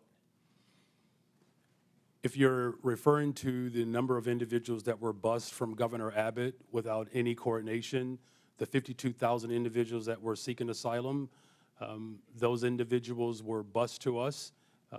I passed a bus ordinance to work to coordinate with the governor of Texas. He refused to do that. But that transfer of individuals was the result of the governor of Texas, not the result of a welcoming city ordinance. Welcoming city ordinance. So you're not welcoming these people that came here illegally? The individuals that were bused to us from the border. From They were Governor not Abbott. welcome in Chicago? You didn't welcome them? You didn't provide them sanctuary? So the welcoming city ordinance is pretty straightforward. It allows for our local law enforcement to focus on local policies, and that's why we're seeing a decline in violence. So you in the don't city of care Chicago. about federal law enforcement policies, only local policies? We comply with all laws. What I do care about is this body, Washington, passing comprehensive immigration So reform. let me ask you this. Chicago residents reported 28,443 violent crimes during 2024 alone, cases of aggravated assault rising to the highest level in 2 decades. Now, also, state funds, $160 million, were issued to illegal alien job assistance shelters in Chicago. You're the mayor of Chicago. Do you think that your residents or the residents of your state should be paying for that more than they should be paying for their own needs, their own roads, their own public safety? I mean, who elected you? The people that came illegally, whether they were sent to you or not, or the people that reside in Chicago? Who elected you? And who do you serve? The people of Chicago elected me as the 57th mayor of the city of Chicago, and we serve all the residents of the city of Chicago. Illegal or not, criminal or not. How many of the 662,566 illegal aliens with criminal histories that ICE has reported are now residing in Chicago? Someone will have to get back with you with that number. I don't keep account Do you of. take immigration information from criminals as they're arrested and processed? Do you take immigration information? Our local law enforcement focuses on getting all violent individuals off the determine streets whether of they're Chicago. here legally, what their immigration status is as a function of your justice Gentlemen, system? time's expired, but please feel free to answer the question, Mayor. The Welcome in City ordinance ensures that our local residents communicate and trust local law enforcement to ensure that criminals and crime is being addressed, So and you that's have why no violent idea how crime many are illegal. has Thank gone you, down Mr. in Chairman. the I'll city of yield. Chicago. Thank you very much, Chair Congressman. now recognizes Chairman, I have a Mr. unanimous Khanna. consent request. Chair now Mr. recognizes. Chairman, I have a unanimous consent request. I'm sorry, Ms. Presley. I have unanimous consent request. Go ahead. Thank you. I'd like to seek unanimous consent to enter into the record.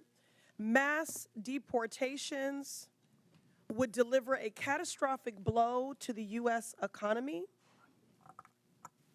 This is from the Joint Economic Committee, December 2024. From where? What publication? The Joint Economic Committee, December 2024. Without objection, so ordered. I'd like to seek unanimous consent to enter into the record from the American Immigration Council, October 2024, mass deportation, devastating cost to America, its budget and economy. Without objection, so ordered. Chair recognizes Mr. Khanna from California. Mr. Chair, Wait, I'm sorry.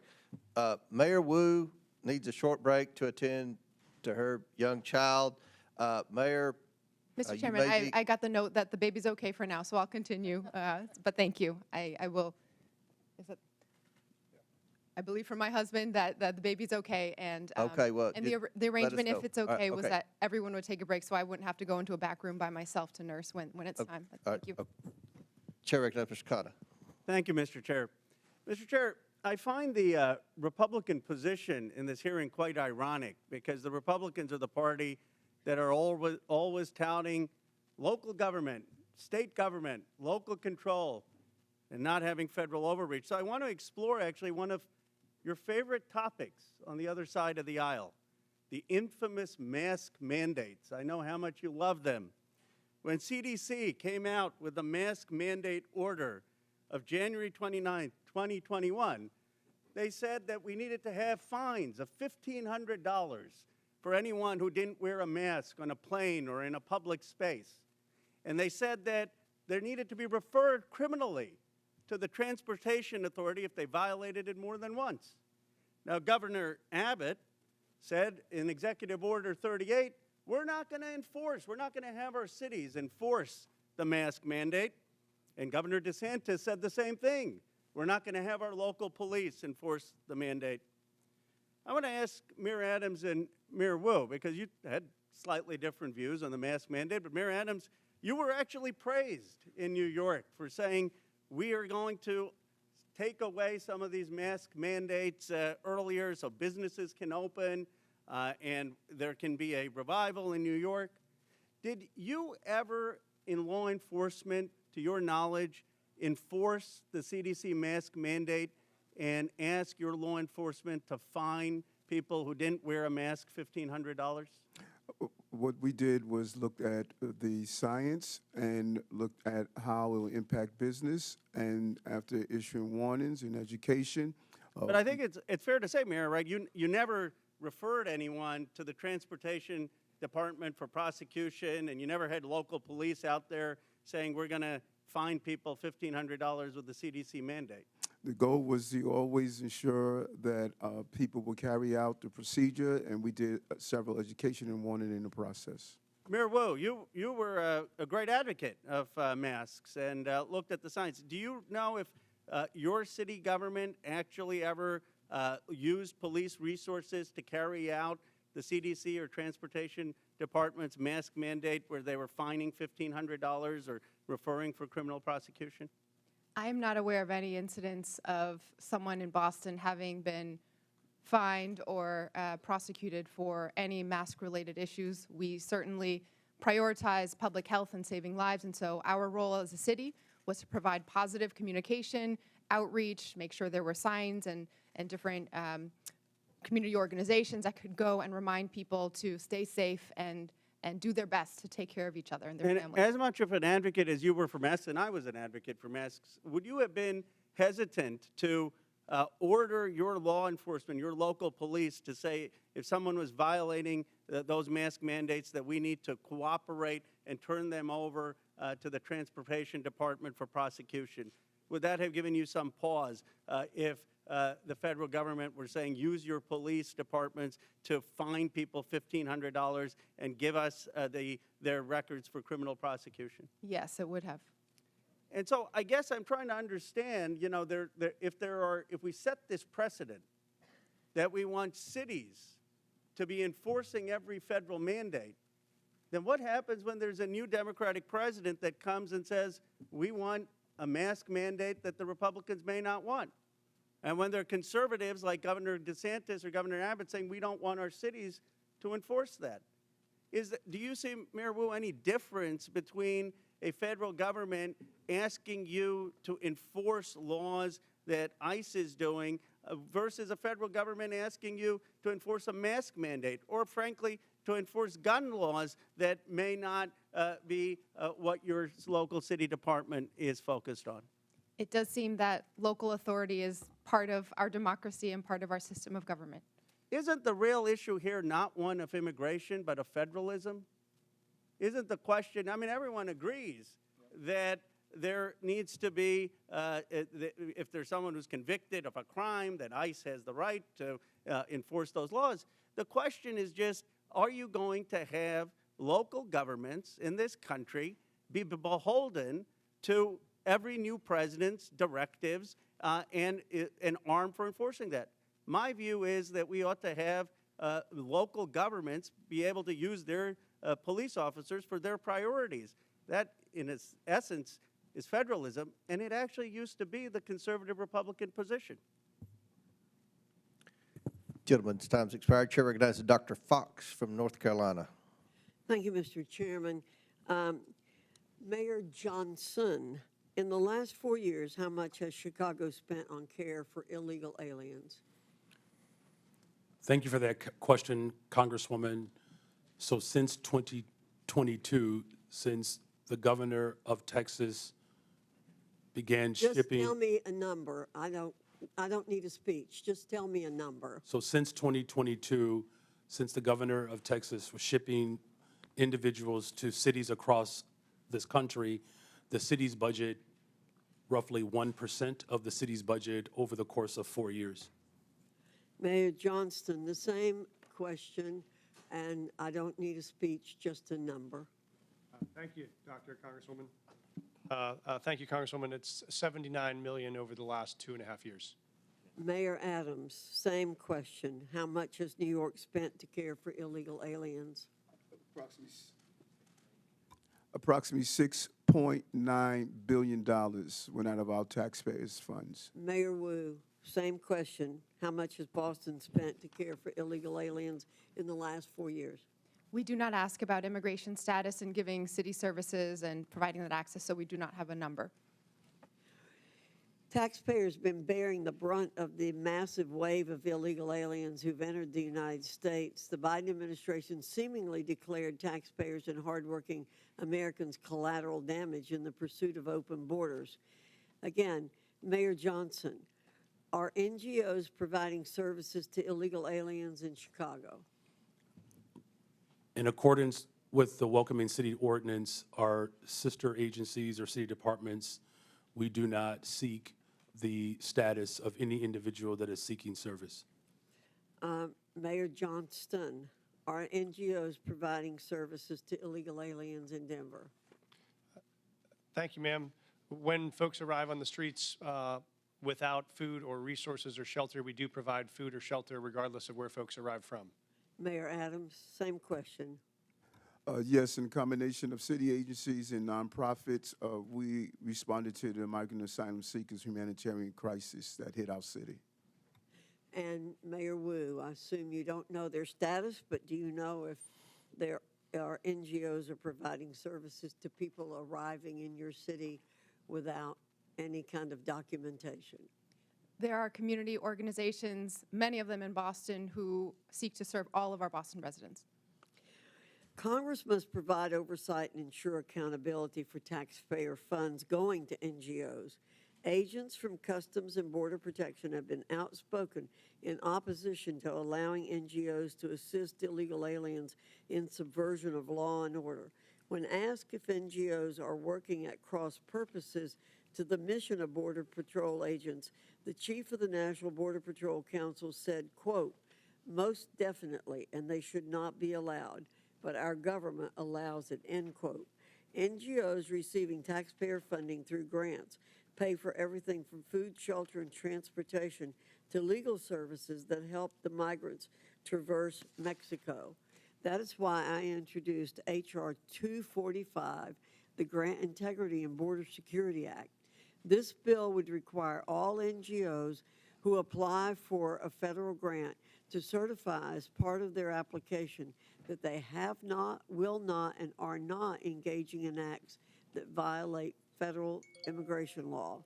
If NGOs continue violating our immigration laws, then my bill would ensure that no federal funds can ever go to the violators. It's time to pass this bill, ensure accountability, and secure our cities and the border. And with that, Mr. Chairman, I yield back. Gentlelady yields back. Chair recognizes Ms. Brown from Ohio. Thank you, Mr. Chairman. Today we've heard my colleagues on the other side of the aisle demean and dehumanize immigrants, choosing fear-mongering and political theater over real solutions. So let's take a moment to set the record straight. The best chance for comprehensive immigration reform came in 2013, when a bipartisan Senate majority passed a bill strengthening border security and providing a path to citizenship for longtime residents. But House Republicans killed it. Fast forward a decade later to last year, the Senate crafted another bipartisan deal, one that would have enhanced border security and tackled the fentanyl crisis with better technology and more agents.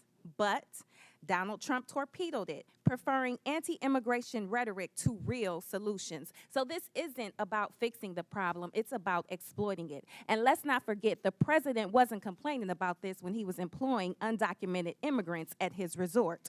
We all remember President Trump's tired old tactics from his first term, the harmful Muslim ban, referring to black and brown countries as quote-unquote shithole countries, and the cruel images of kids in cages. This time around is no different. President Trump signed multiple executive orders before even attempting to work with Congress. Mind you, a Republican-controlled Congress. So this isn't about policy, it's about fear. For the last decade, Trump has pushed menacing messages portraying all immigrants as criminals. But it isn't just coming from Trump. It's being amplified by right-wing media.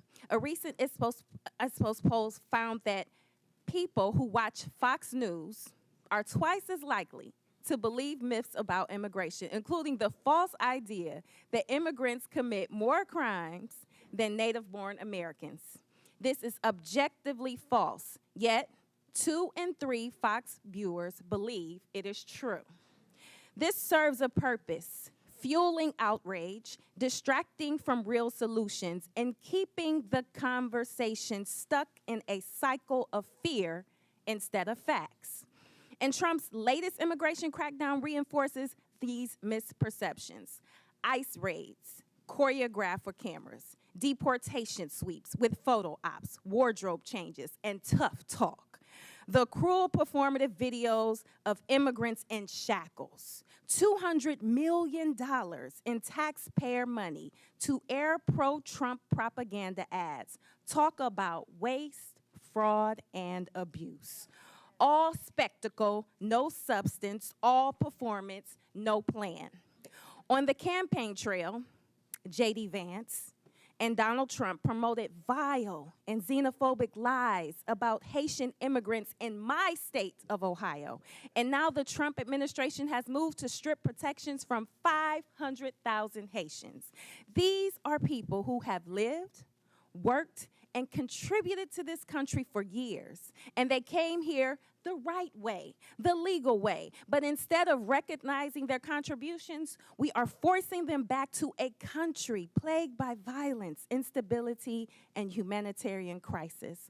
All so Trump can claim 500,000 more deportations. The cruelty isn't just the point, it's their pleasure. So let's be honest about what's really going on here. Mayor Johnson of Chicago, what sort of an impact will the Trump administration's decision to allow arrests at sensitive locations like hospitals, preschools, churches, and courts have on your city? Thank you for that question. As a welcoming city space, it's important that the trust between the community and law enforcement is strong. That's ultimately how we have built a safer city. Just this year alone, violent crime is down 20%. Any type of threat to the civility and to the humanity of people is a threat to the evolution of our democracy. And so it's incumbent upon Washington to ensure that we are funding our education system, that we are funding our transportation system, our healthcare system, creating more jobs. Just since I've been in office, we've increased youth employment, summer jobs by over 40%, making sure that our young people see their purpose is the value of this democracy. And so I call on this body to continue to invest in the city of Chicago that sends billions of dollars to Washington. Thank you. Fear and cruelty are not the solution. It's distinctly un-American and a dangerous distraction from the Congress's responsibility to actually deliver progress on this challenging facing our country. And with that, I yield back. Gentlelady yields back. Chair recognizes Mr. Grofman from Wisconsin. Yeah, just a couple comments first. As far as the idea who's committing crimes, we have no idea how many illegal immigrants in this country are committing crimes because nobody keeps track. Okay, if I go to a prison or a jail in Wisconsin with, I don't know, 1,500 inmates, and I ask how many of these people are here illegally or how many are citizens of another country, nobody will know the answer to that question. So that's why we don't have hard facts on how many crimes people committed. The other thing I like to point out is every year in this country, about 850,000 new people from other countries are sworn in as American citizens. I don't know of Donald Trump ever talking about reducing that number. Maybe he should reduce that number, but I've never heard him talk about reducing that number. Our concern here was illegal immigration, and I would hope the vast majority of Americans think we ought to have a immigration law that the 850,000 new citizens every year go through. But if we're going to have an immigration law, it means we have to do something with the people who try to become permanent residents without going through the proper structure. Now, I think part of our problem here is we have a lot of people who don't understand why we have an immigration law at all. And I want to ask all four of you as I go down, we go down the row here, do you believe the United States should have an immigration law, or do you believe that just anybody should be able to show up and come in? And we'll start with Mayor Adams there. I strongly believe we need to have an immigration law. I strongly believe we need to secure our borders. We witnessed a 90% decrease, and we're seeing that play out in our city, so we should have a strong immigration law. Good. And I'll ask this question then. If you believe we should have an immigration law, and then we'll get all four of you here, if you believe that, do you believe people who ignore the law, whatever that law is, should be allowed in the country? I think that all of us must be held accountable to the law, and if we secure our borders to make sure before they come in that is done correctly, it is not going to impact cities to carry that burden. Like I said, close to $7 billion in tax dollars. Mr. Johnson, do you believe we ought to have an immigration law in this country, or do you believe everybody should just be able to walk in here and set up shop? Thank you, sir. I do believe we should have an immigration law. I do believe we should have secure borders. I do believe we should fix our asylum process. I do believe we should let dreamers get access to permanent citizenship. Okay, then the question we is, could do. if somebody ignores that law and comes in this country, do you believe the whoever, ICE or Border Patrol or anybody, should spin them around and send them out, or can they just ignore the law and because they, however, crossed the Rio Grande, overstating a visa, whatever, are here? Do you believe that we ought to do something to the people who are ignoring the law? Thank you, sir. In the case of the folks we're seeing, they are coming here because they are claiming asylum. When they claim asylum, they then have a right to a day in court to see if that asylum claim is The valid. question is, though, if I come in this country and stay here and I have not gone through any formal process to become a citizen or to be a visa, legal visa or whatever, should we kick that person out? The folks that we're serving, sir, are trying very hard to navigate that legal process. It's often a 7-year wait for a court date when they arrive to this country, so part of it is the backlogged administrative need at the border. Every month under President Biden, at least the statistics I have, 30 to 40,000 people, what are called gotaways, came across the southern border, didn't ask for asylum, didn't ask for anything. Do you believe that people who just come across that way should be escorted out of the country, or do you believe just because they ran between the designated checkpoints that they, as the result, get to stay here forever? Again, sir, we're serving folks who are seeking asylum or have status, Well, of course, like temporary protective you status. wouldn't even know that. Or CBP-1. Okay, next, Mayor Johnson, buddy from Chicago. What do you think? Should we have an immigration law in this country, or should anybody who comes here just be able to stay here? I do support the bipartisan legislation that was passed out of the Senate for comprehensive immigration Well, reform. no, that's not answering the question. Right now, people are breaking the law. Do you believe the United States should have an immigration law? As far as I know, every country in the world has an immigration law. Maybe there's one outlier or something. And we have laws in the United States. Do you believe if people come here and break the law that they should be escorted out, or do you believe they just get to stay here forever? Our immigration system is broken. We have not had comprehensive immigration reform since 1986. May I answer fully? Yeah, his time's expired, but Okay. feel free to answer. Do you want Mayor Wu to answer your question, or are you finished? Okay, yeah, go ahead. Yes, thank you, Congressman. Yes, I do believe we need, cities everywhere clearly need an immigration law that has secure borders, comprehensive and consistent, compassionate pathways to residency and citizenship, resources to adjudicate the complexities of the law. And at the same time, I do not support mass deportation. That would be devastating for our economy, and there are millions of people who are running our small businesses, going to our schools. Okay. Thank you. Chair recognizes, and I must add, I don't think anyone's calling for mass deportation, but Chair recognizes Mr. Garcia. Wait, what? From California. Thank you. Well, thanks, Mr. Chairman. I want to thank all of our witnesses for being here today. Before I came to Congress, I was the mayor of Long Beach, California for 8 years. It's a diverse city of about 500,000 people, so I appreciate the work that mayors do. As mayor, I signed the Long Beach Values Act to protect all of our residents, including immigrants and undocumented residents. We set up justice funds to support people that were facing deportation, defending immigrants in court. These are policies that are strongly supported by my residents back home because they are good for all the community and make Long Beach safer. Now, we also know that immigrants make our communities vibrant and thriving places to live. The facts are that sanctuary jurisdictions or jurisdictions that welcome immigrants are overwhelmingly safer than non-sanctuary jurisdictions. That's actually a fact. Immigrants, both documented and undocumented, are also less likely to be incarcerated or to commit crimes than native-born people. We know this to be true. Again, these are facts, and mayors have every right to pursue the policies that you know are best for your residents. Now, the Trump administration has threatened to prosecute some of the mayors on the panel today and force them to comply with his extremist agenda. But however, Mayor Adams, you are in a different position. You, of course, are already facing serious criminal charges. And Mayor Adams, I assume that you are not going to commit perjury today. And I do believe, though, that you have an enormous amount of issues facing you ahead of you.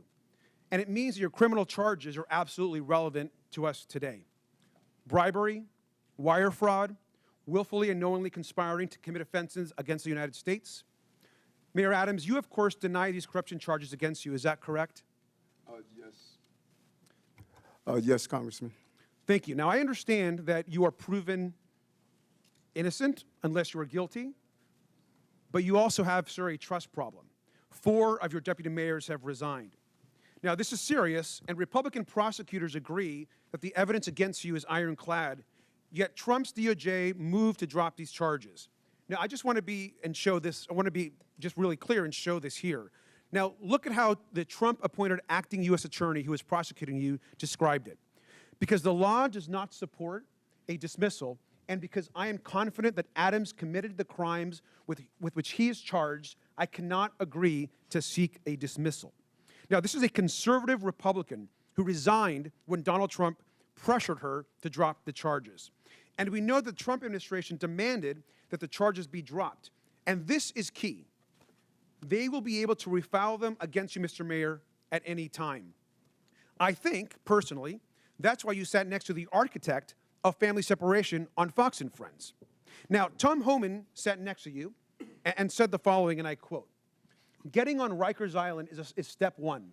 We're working on some other things that we don't really want to talk about on open air because the city council will be putting roadblocks up on us. The mayor and me have a commitment to several other things." Now, this was you, of course, and Mr. Homan, the architect of family separation.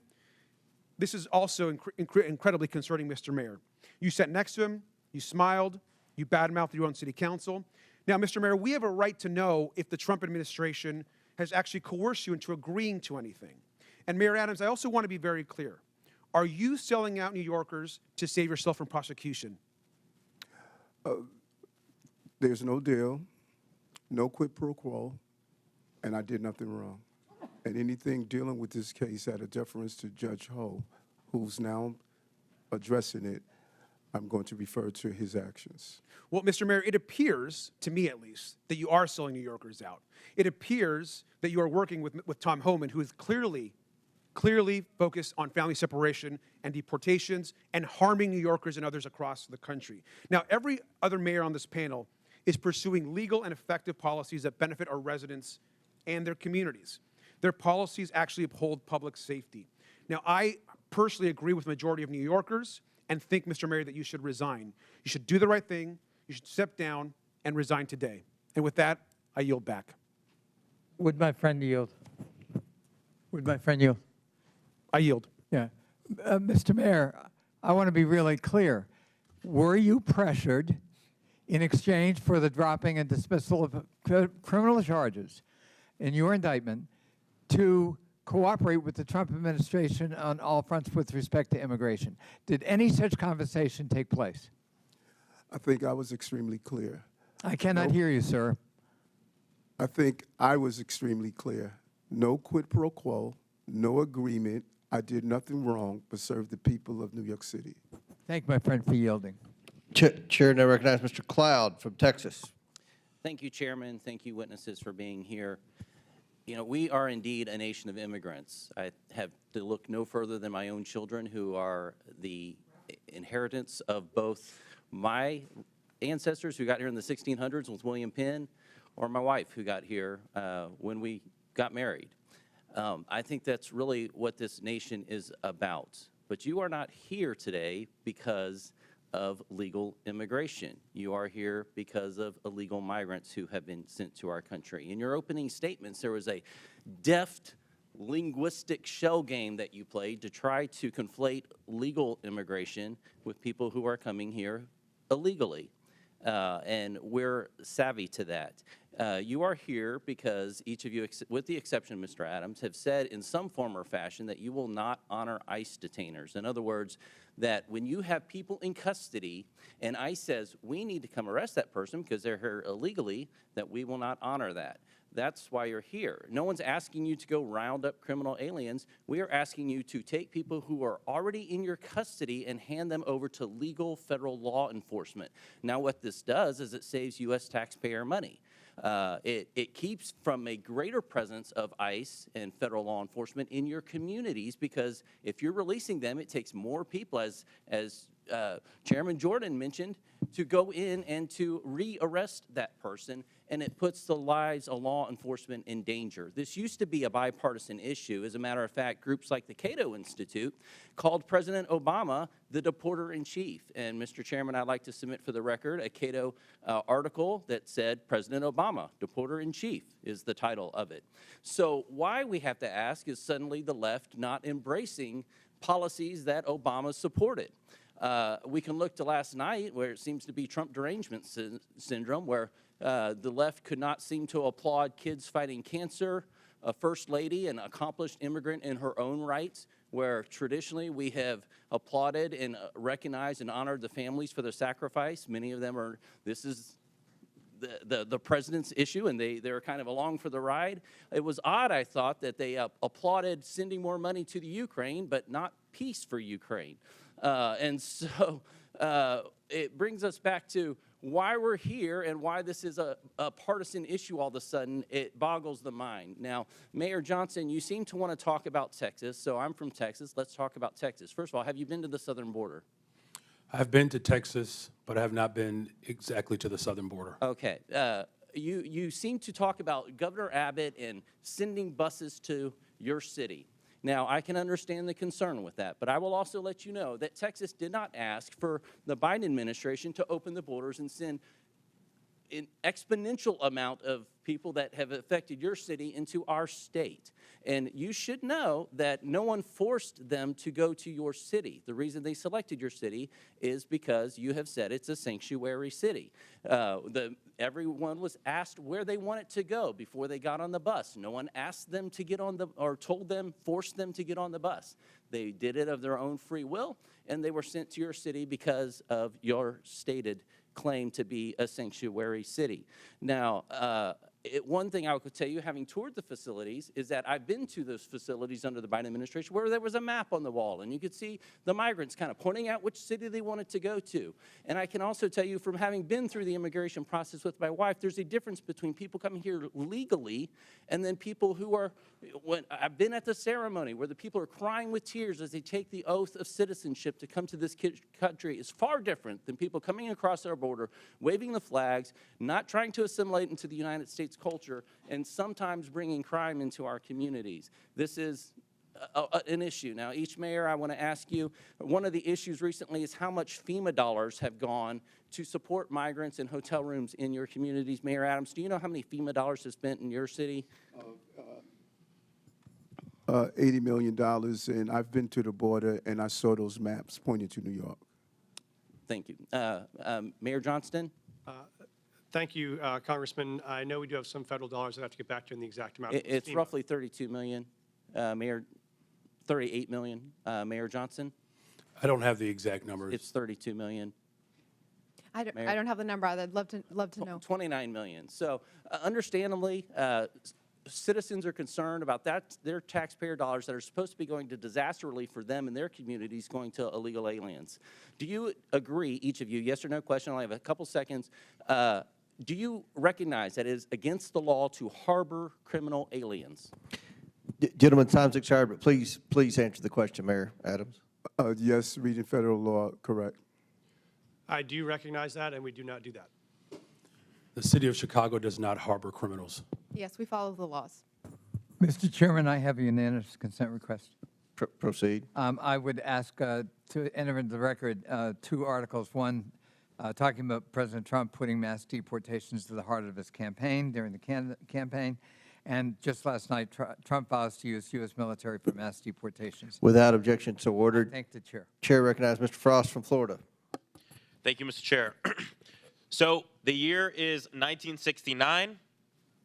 My abuela, Zenaida, my grandma, Yaya, gets a call. And her, my mother, Maritza, my aunt, Sandra, and my grandpa, Pepe, have to go to a plane within 24 hours because they've been approved to come to the United States. They came here as refugees in 1969 during the freedom flights from Cuba for their new life in accordance with the promise of this nation.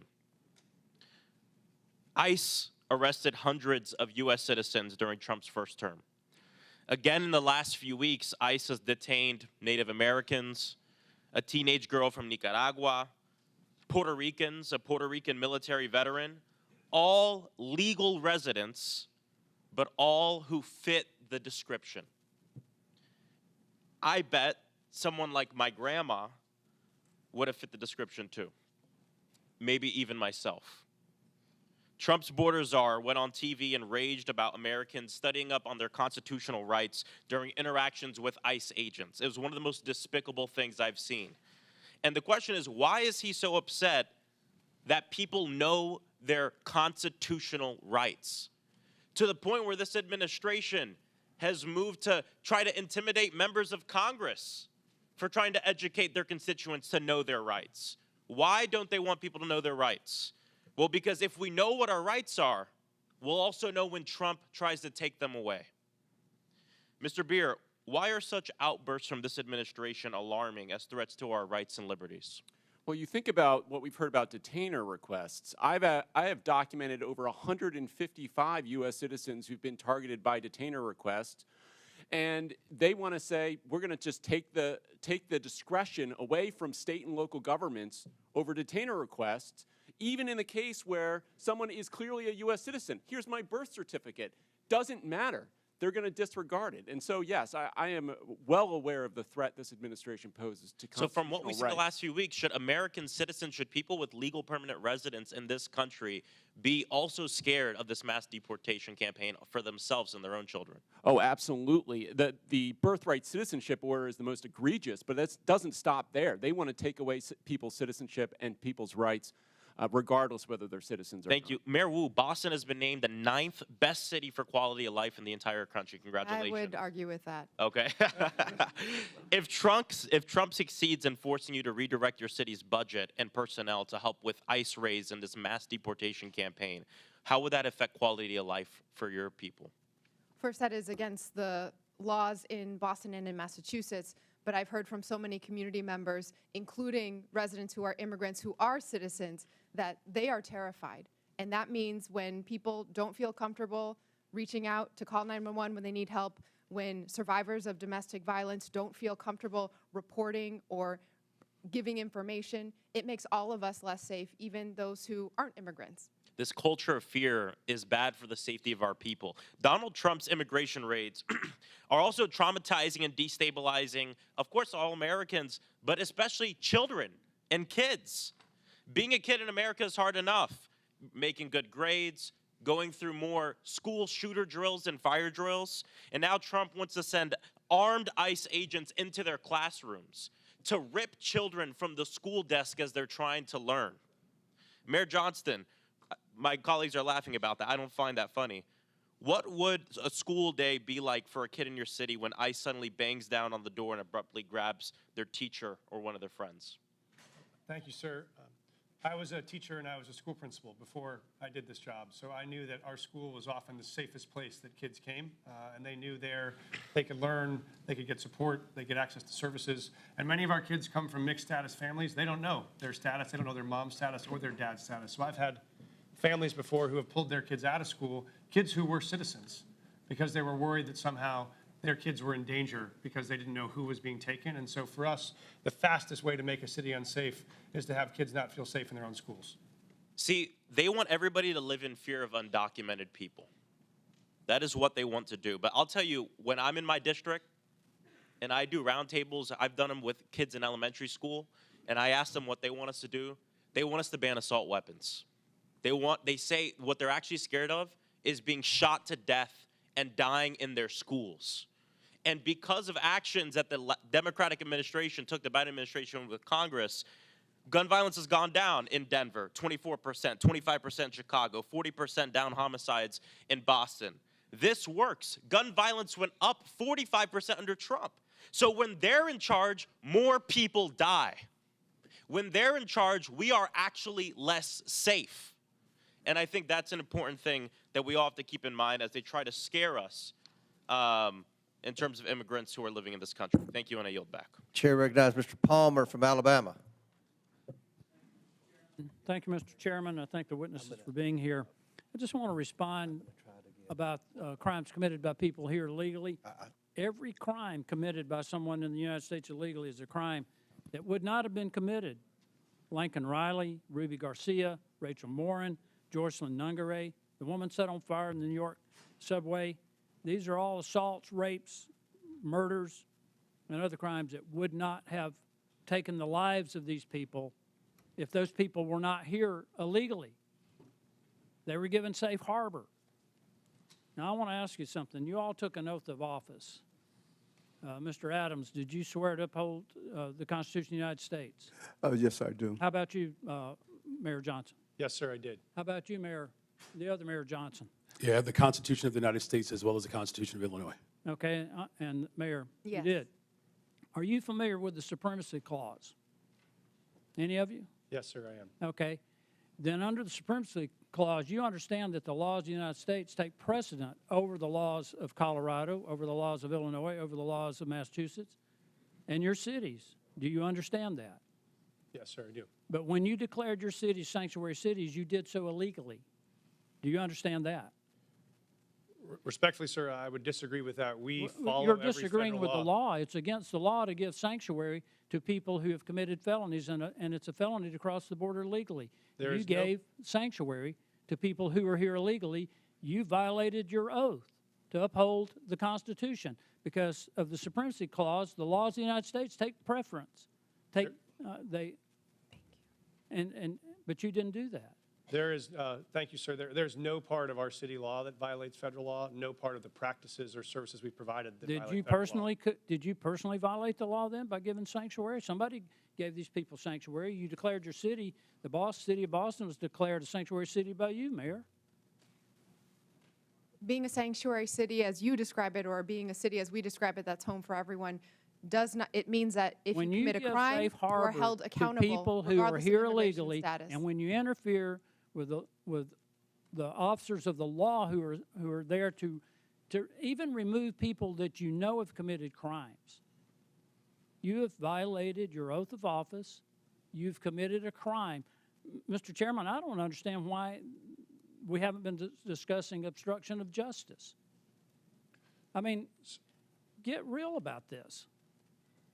We have a problem in the country with the people who have come here illegally. And I just gave you a few names of people who have been raped and murdered.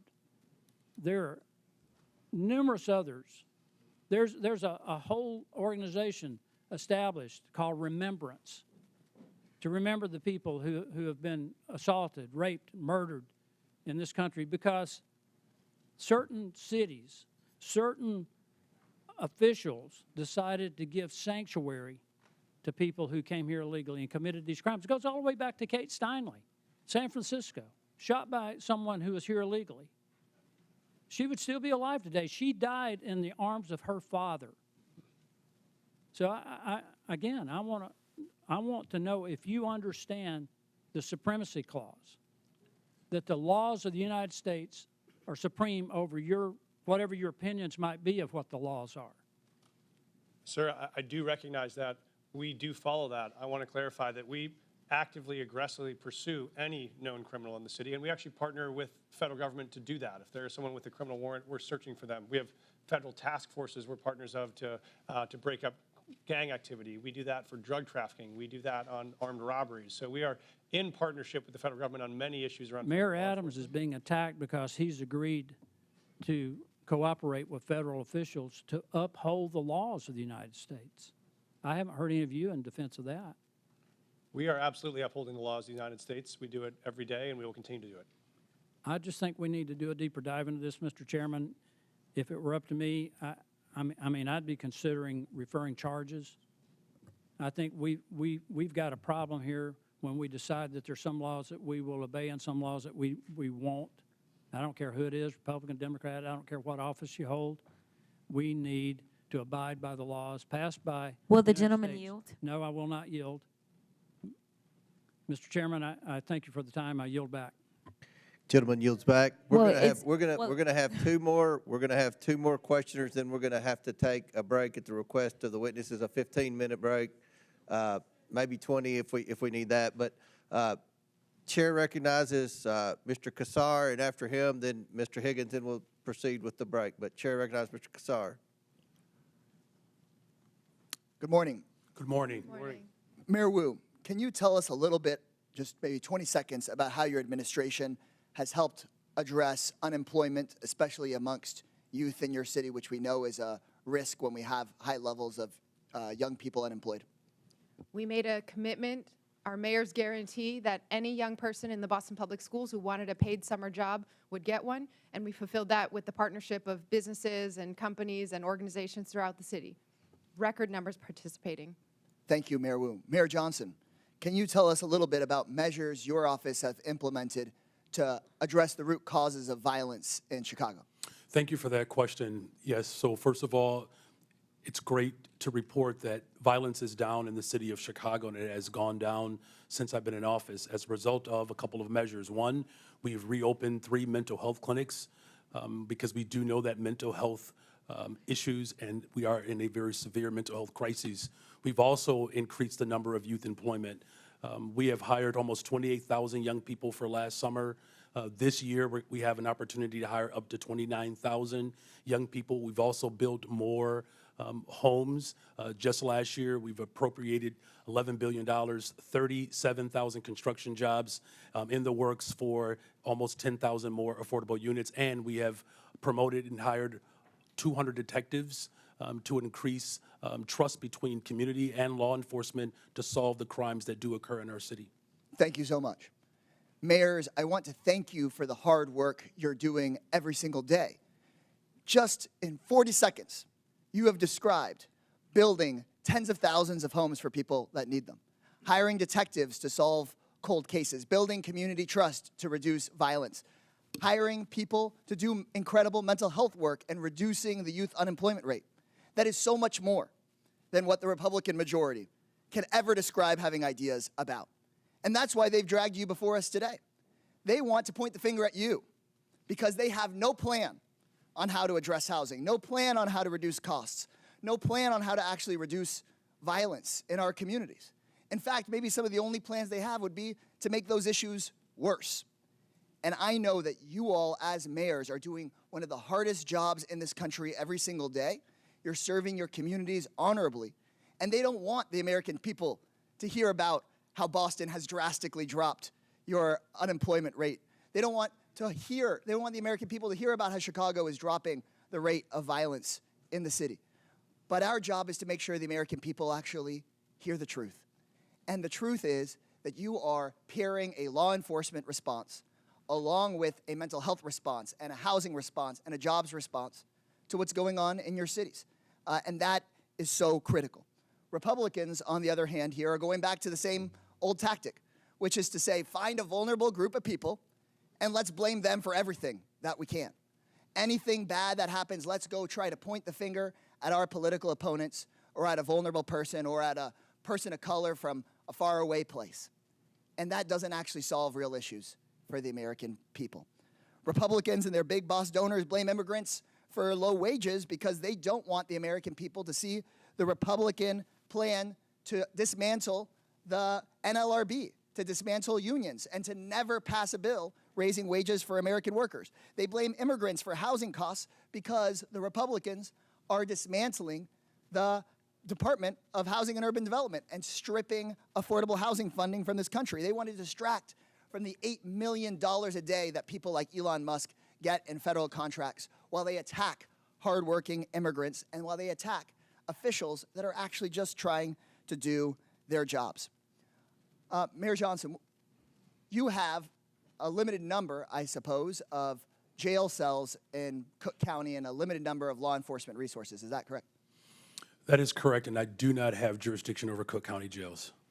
And you want to make sure that when somebody in the city of Chicago calls 911, that they get an appropriate response. Is that correct? That is correct.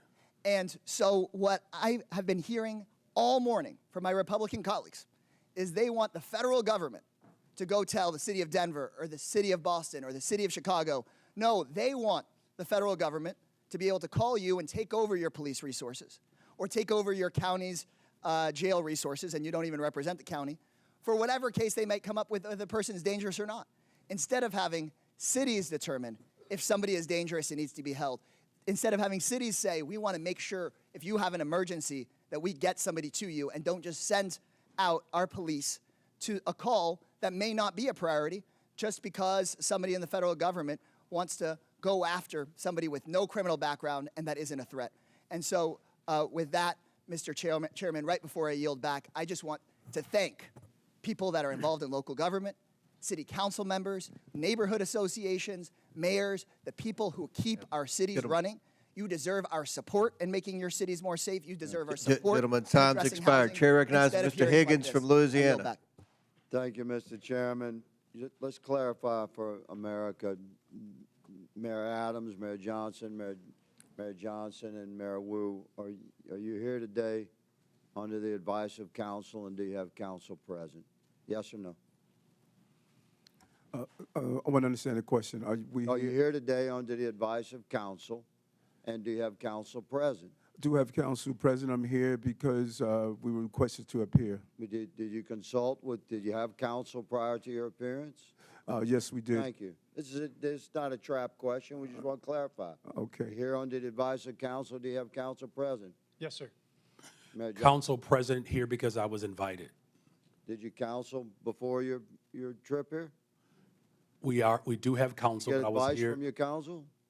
Yes. Okay, then you're under the advice of counsel. Yes. Mayor Wu, thank you.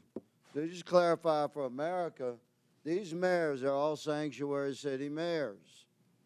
But the narrative is no longer comfortable because 3 months ago, we were at the tail end of 4 years of millions and millions of illegals coming into our country. It was out of control. The only thing that has happened since then is we had an election in November. And now we're not pulling the curtain back. We have ripped the curtain from the rods. We have revealed to America just how fast we could have secured our border if you had an executive that was willing to enforce the law. So now we're paying attention to our municipalities.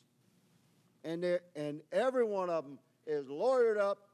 They've changed their narrative. We got example after example. The mayor of Chicago, we must lead with and live by the promise of sanctuary city. The mayor of Denver, willing to go to jail in defense of sanctuary city policy. The list goes on. But the policies of these mayors and our previous president have consequences, real life consequences. I have a family here today, Mr. Chairman, who lost their beautiful loved one. This young man was killed by an illegal immigrant in Texas that never should have been in our country. He'll never be here to raise his daughter, Anne Marie, to love and cherish and honor and uphold his beautiful wife, Olivia. And you mayors have responsibility, not just to your communities and the citizens you just want to serve, but by extension to the entire republic. And let me clarify, I was a cop for a long time. To honor the jurisdictional authority of another law enforcement agency, you do it every day in your city. Guaranteed, every one of you, if you have an inmate in your city on city charges, and that inmate has a felony warrant from a neighboring county or another county in your state, and that county contacts your city while you have that inmate in detention, and ask you to hold them for them to come pick it up upon release, guaranteed you release that inmate to the county over or to your state police. But you're not doing it for ICE. And ICE is responsible to remove millions of criminal, hard-edged, criminal illegals from our country. And we've had enough. America's fed up with this betrayal of oath, and you'll be held accountable. One of you said you're willing to go to jail. We might give you that opportunity, good mayor. One of my colleagues mentioned the children. I always want to talk to the children, separation of children. At any given time in America, there's 750 to 850,000 American citizen parents of minor children incarcerated in our country. If you commit a felony in America, you get arrested and prosecuted and convicted and incarcerated, you can expect to be separated from your children. But let me say, there's a sunset to that separation, because when you do your time, you'll be released. You can return to your family. This young man will never return to his family, and he should have never been removed from his family. If we had a president and heads of our municipalities that were willing to uphold the federal law that exists. America is moving into a new era of enforcement of our own laws. Welcome to it. Mr. Chairman, I yield. Very good. Mr. Chair, I have unanimous consent. All right. This is an article from Wired. It is February 18th of 2025. U.S. funding cuts are helping criminals get away with child abuse and human trafficking. Services supporting victims of online child exploitation Without and objection, so trafficking. ordered. Thank you so much.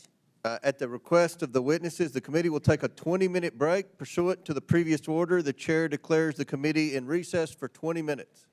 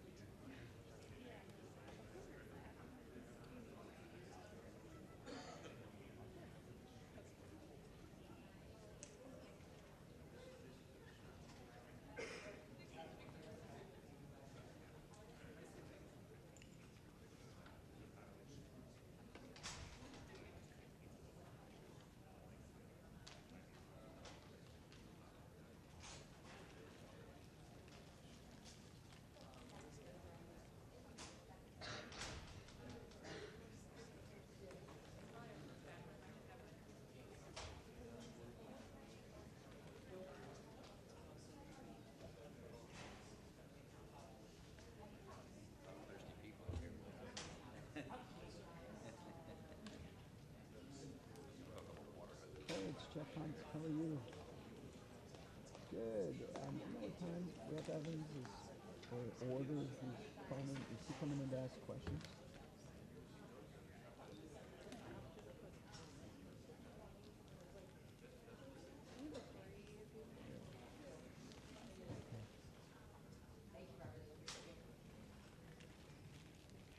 Okay.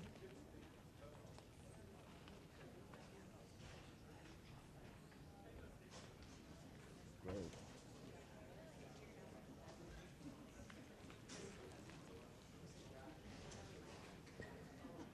Yeah, that'd be great. I'll probably have a hard out around 3:30. We're going to catch the 6 p.m. flight back to Denver today. But yeah, if he's around, just even a few seconds with him would be great if he comes down here. But just keep me up to date on stuff. Okay. Okay. Yep.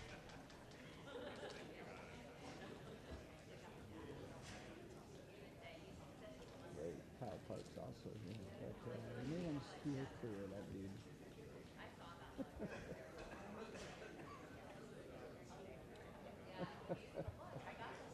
And he knows he asked some question about some random bill back 5 years ago when he was a state lawmaker. So.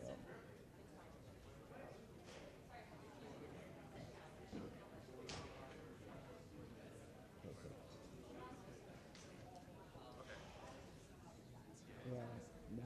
happy to. And, you know, learned it pretty good.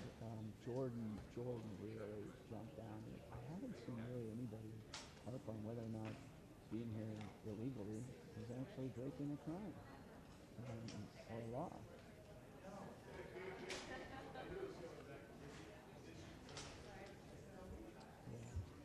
Palmer got the closest on it. Yeah, Palmer did a pretty good job on that. Yeah, so. Good.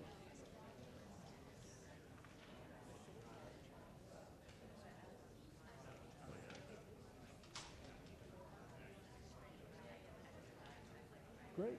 All right. Looking forward to it. Thank you.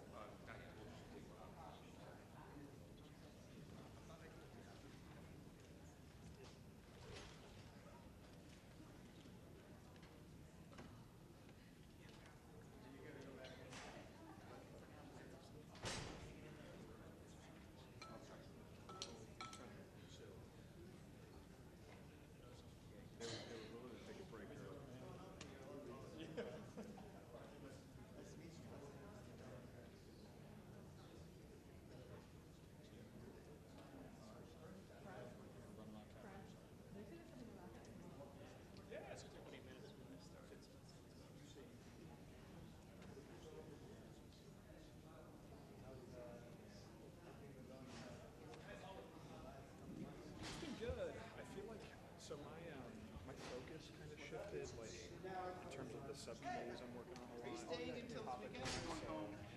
That's why you haven't heard from me as well. Oh yeah. We're getting drinks for Susie Walsh tonight. I'll check the deets. Friday's like her talk, and it's also like walking for the weekend. This night's probably. You're staying on this.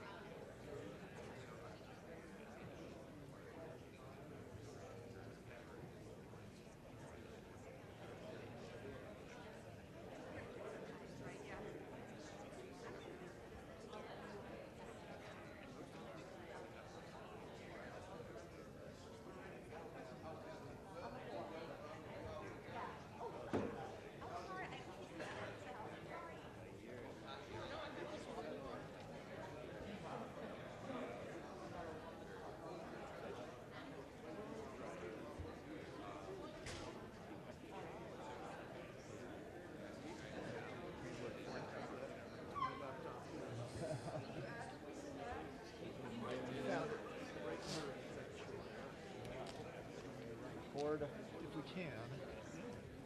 You guys are max at this long time.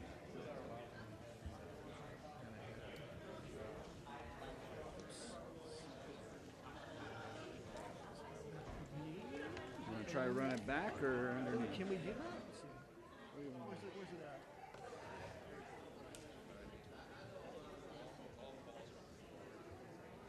Here, so we could maybe run it. Run back behind. Yep, that ought to work. Awesome. Thank you so much.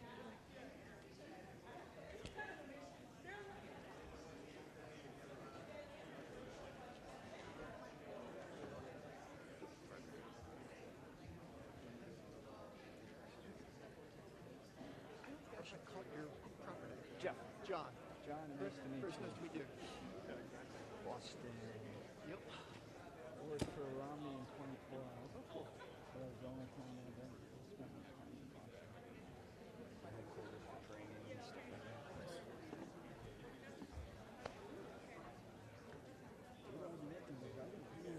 Riding off into the sunset in Utah these days, isn't it? Yeah, he stepped down into the last term, so he's Yeah. living a quiet life in retirement, doing whatever it is. Is he going? Does he still have residency or any type of house in Boston? I don't think so. Yeah. There's a house in Madison. Moved down.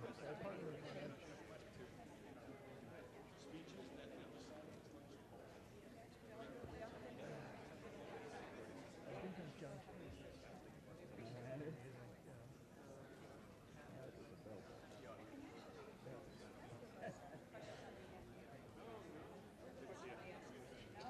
Mayor Mike, where do we get one of those belt buckles, man? There is an awesome metalsmith in Denver called Johnson and Hell. No relation to me, unfortunately. It's Yeah. Johnson without a T. But they custom made it for me. So yeah, they make awesome buckles. They're kind of there in Armada. So I'm gonna have to get one of those. I'm Jeff Hump. yeah, I know, by the Jeff. way. It's good to see you. Yeah, glad you made it. And this one I have one that's just the Denver flag, which is pretty good. So each year it's my Christmas present to myself. I get one new one. That is good. I'll send you I two. like that. Yeah. I'm sorry. He needs a hat like. Yeah. Well, I can't pull that off. This is as good as I can pull. Hold on. You said it was Johnson and something. Held, H-E-L-D. It might be H-E-A-L-D.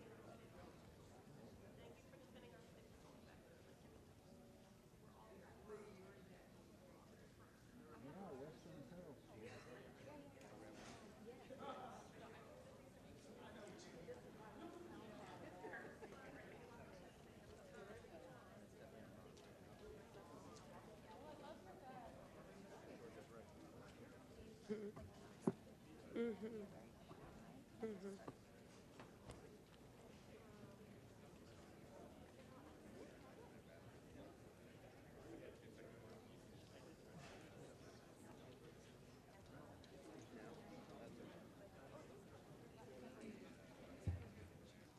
My wife just texted me and said she could hear us talking on the line.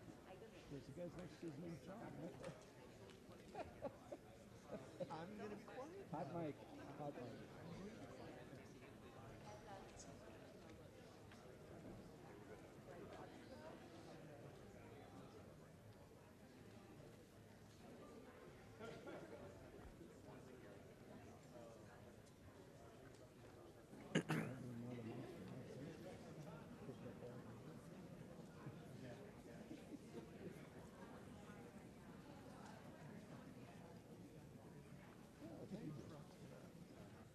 Got a little ranch out in the middle of Colorado.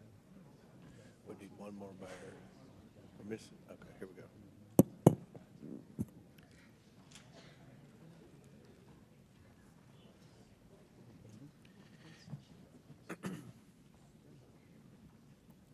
The committee will come back to order. Chair recognizes Ms. Lee from Pennsylvania for 5 minutes.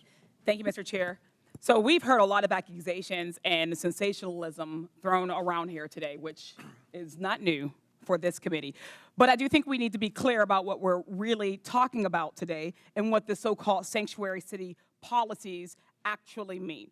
What Republicans are calling sanctuary cities, it simply means that a city or a state is not going to do the job of ICE for them. That's it. Republicans are acting like there's like a mythical barrier that keeps ICE completely out of cities.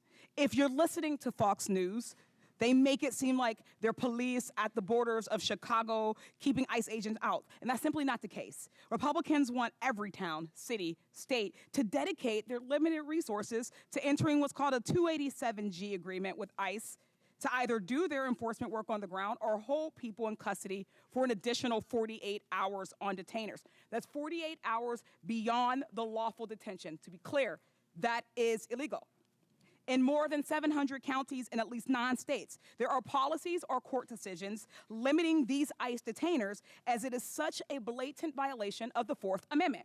And when people's Fourth Amendment rights are violated, it's the cities, not ICE, who face civil lawsuits. As a reminder to Republicans, the Fourth Amendment is the one against unlawful searches and seizures. Just last year, New York City's Department of Corrections had to pay $92.5 million in a settlement to those they unlawfully detained for ICE. Republicans are putting these mayors between a rock and a hard place. And the reason that they're doing this is because Trump is trying to get them to do illegal things. If they work for ICE, they risk violating their own residents' constitutional rights and opening themselves up to costly litigation. But if they don't do Trump's bidding, they're being threatened with losing federal funding. Today's hearing is nothing more than a shakedown against the mayors of some of our nation's biggest cities and a part of Trump's ongoing anti-city crusade. In Trump's America, if you disagree with his priorities, then you lose federal dollars. Just last week, Donald Trump actually called city leaders who oppose his cruel policies sick politicians. Just a few days before that, his border czar, Tom Homan, threatened that he would be bringing hell on the city of Boston. Mayor Wu, what do you think about these threats against Boston and their attempts to force you to enact policies that are against the very things your constituents voted for? The laws are most important, and the safety of our residents are most important. And what I hear from all of our residents across every one of our neighborhoods is that, in fact, undermining the trust is what would make our city less safe. And so we need everyone to feel secure in their communities, like they can reach out, they can call 911 when they need help.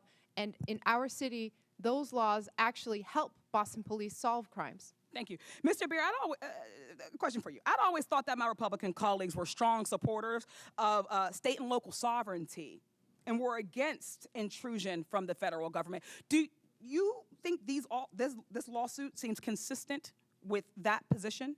Oh, absolutely not. If you look at the Supreme Court precedent on this, it came from a gun control law that said that state and local governments had to cooperate with the federal government on gun control.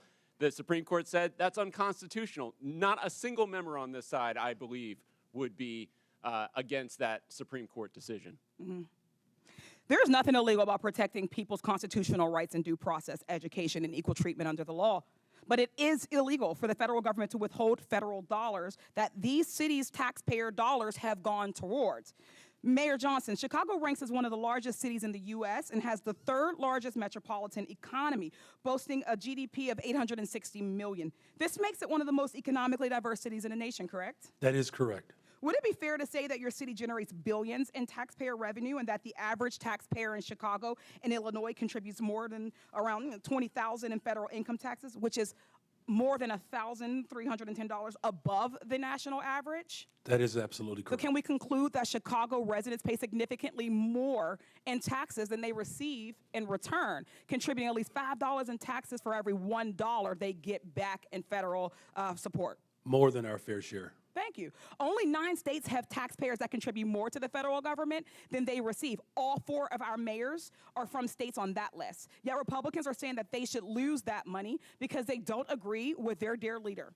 Trump and Republicans are attempting to take money from blue cities and blue states and give them to their red states. Republicans too often demonize blue areas and cities that are the very areas that are keeping the economy going. The attacks we've heard on mayors today are not only shameful, they're dangerous capitulations to the impulses of this president who is trying to expand executive power in nearly every direction. I'd like to thank our mayors, Wu, Johnson, and Johnston, for coming in today, having the strength of courage to stand up to this administration. Thank you. I yield back. Chair recognizes the gentleman from Arizona, Mr. Biggs. Thank you, Mr. Chairman. So, Mayor Adams, you've agreed today. Sorry, over here.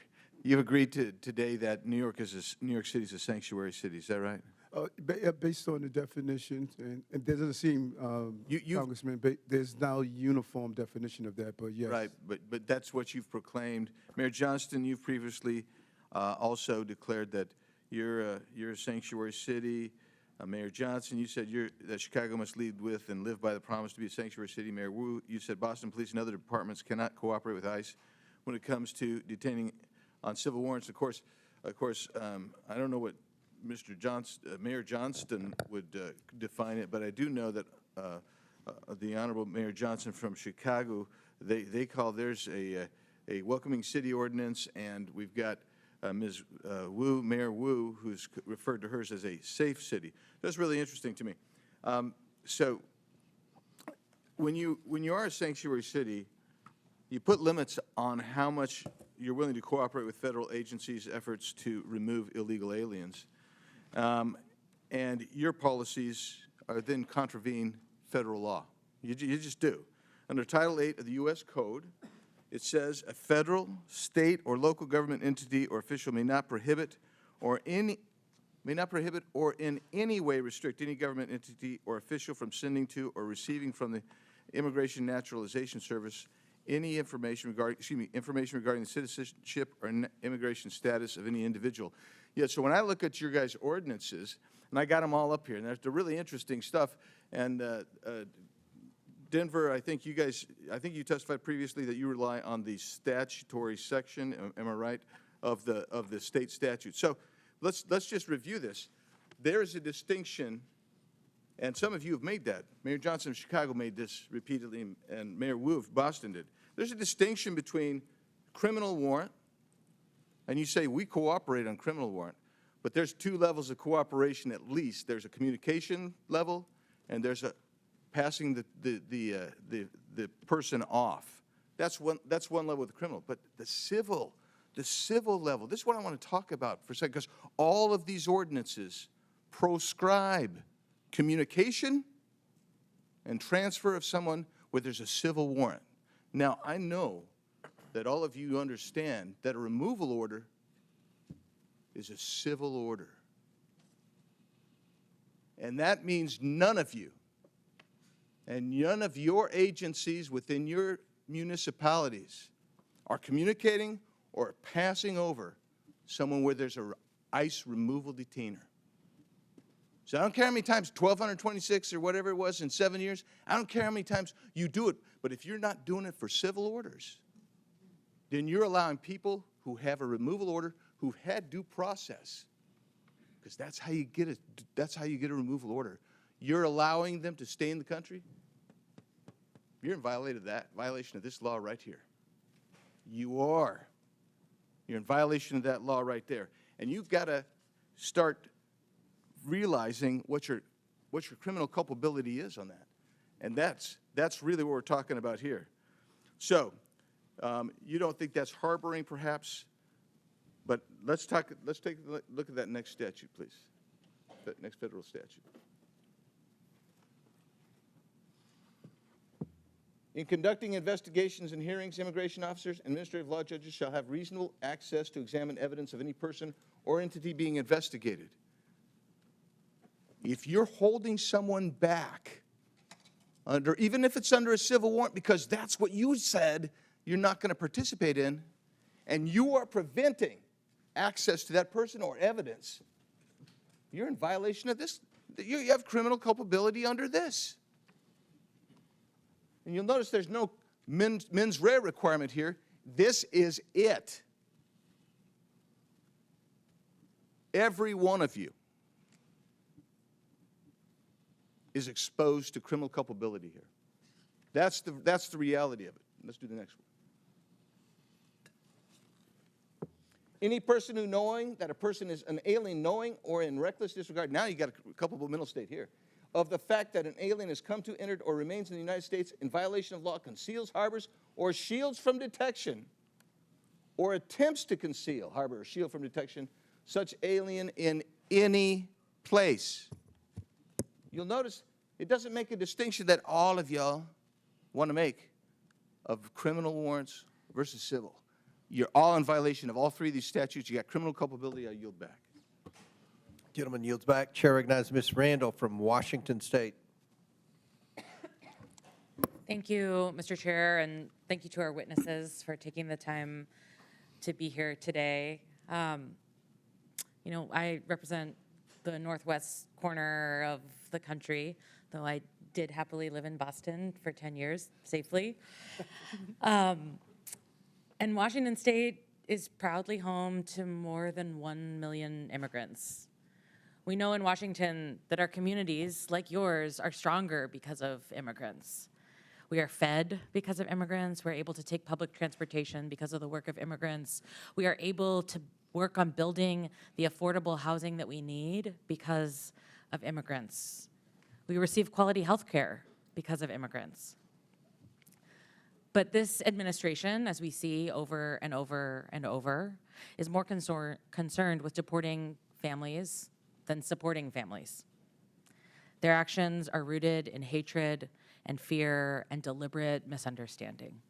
They say they want to lower costs, but what their actions show us is the opposite. Immigrants drive our economy.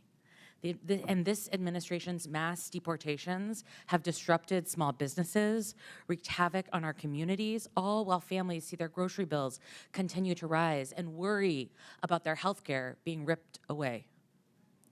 My constituents are scared. They're writing to us that they're afraid to go out in public, send their kids to school, go to the grocery store without 2 other members of their family or their neighbors with them. There are dozens of families making emergency plans to make sure someone is legally designated to take care of their children if they're detained or deported. And in fact, our governor had to create additional policy to ensure that kids are not left alone when their parents disappear. We've heard from beet farmers and wheat growers and florists, Christmas tree farms, grocers, and salal harvesters that their businesses cannot continue without the support of immigrants. We know that there is a huge economic impact to our families and our communities. And Mayor Adams, per your testimony in 2021 on immigrant New Yorkers, you stated that including those who are undocumented, immigrants in New York paid billions of dollars in taxes and contributed billions more in spending power to the New York economy. Is that true? Yes. Yes, thank you. So one can imagine if this administration continues its mass deportation plans in cities across the country, including New York, it would have a significant impact on all our economies. Mr. Beyer, can you speak to what the economic impacts of mass deportation would mean for the U.S. economy?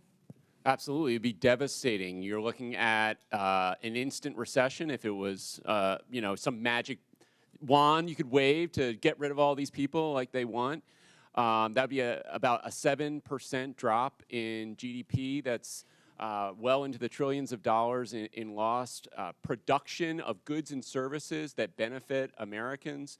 And when you really think about it, when it comes to the cities, right, it's not equally distributed across the country. It's really these cities and some others that are going to be overwhelmingly impacted. So those neighborhoods, you're looking at a death spiral of economic activity when you remove so much of the population. And of course, we talk about just the people who are undocumented, but their children, their spouses, all those people are going to be affected by mass deportation.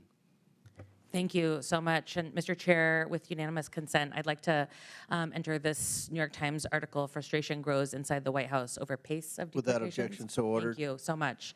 And, you know, this committee has been very interested in uncovering waste, fraud, and abuse. And I'd like to draw our attention to the ASMR deportation flight that the administration touted on their official social media channels. While previous flights, deportation flights, cost for about 10.5 hours, $47,000, this military flight that was commandeered from its mission of national security to take folks who were in detention centers already to a stopover in Guantanamo cost us $299,250 for the same flight.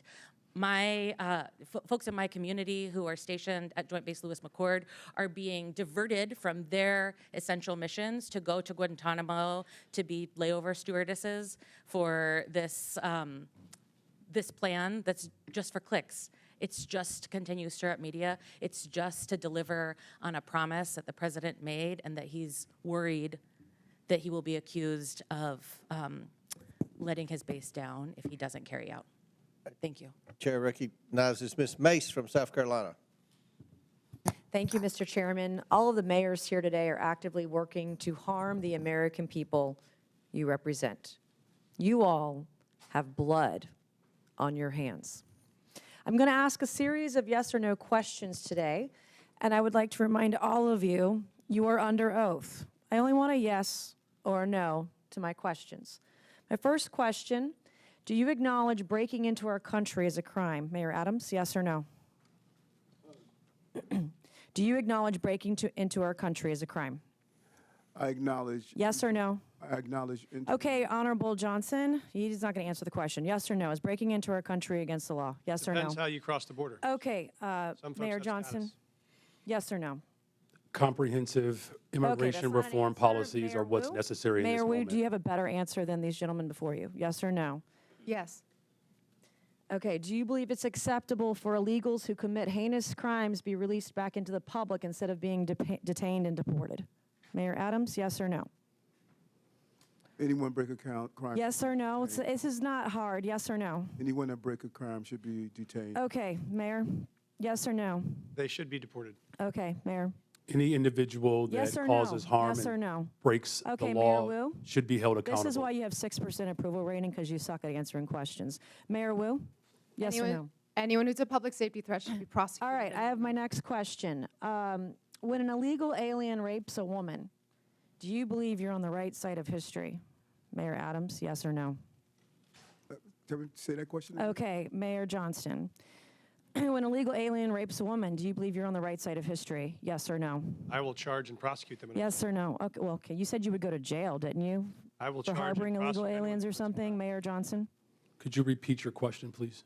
When an illegal alien rapes a woman, do you believe you're on the right side of history?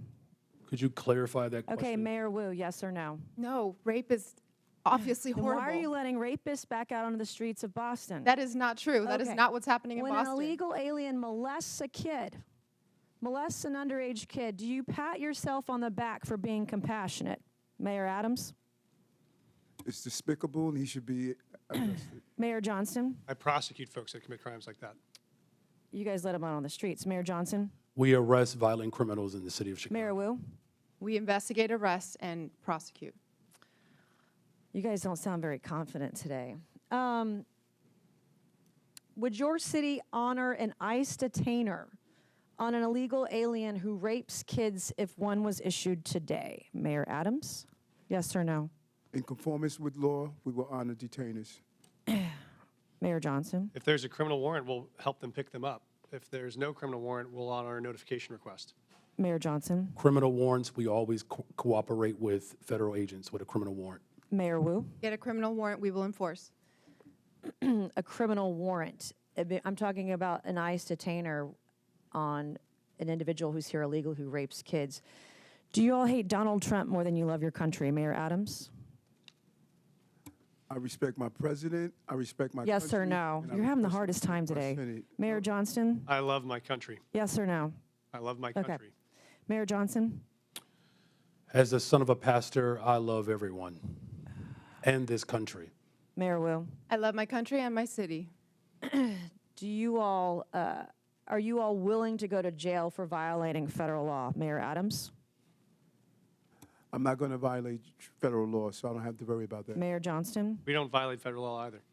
You don't violate federal law. We do not violate federal Is it law. violating federal law if you don't honor detainer requests from ICE? Absolutely not. In fact, the statute Congressman Biggs shared, we explicitly follow. The statute says you cannot prohibit city employees from sharing information about someone's status with the government. We do not prohibit that. Do you love illegal aliens more than you love your fellow countrymen?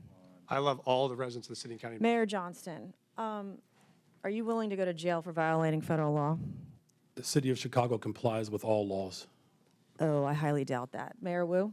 We are not violating federal law. Mayor Wu, I have a last couple questions for you. Do you believe that ICE arresting a child rapist, quote, threatens everyone's safety, end quote?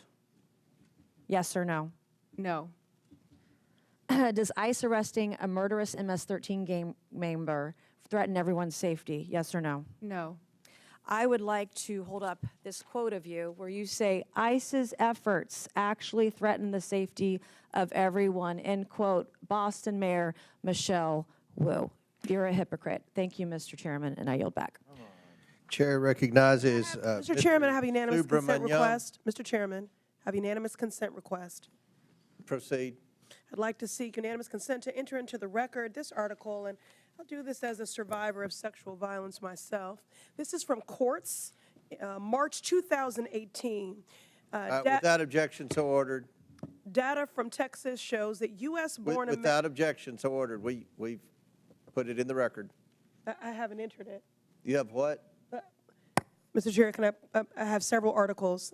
I need to enter them. Let me just go ahead with what the articles are, what they speak to. What's the next article? Let me proceed.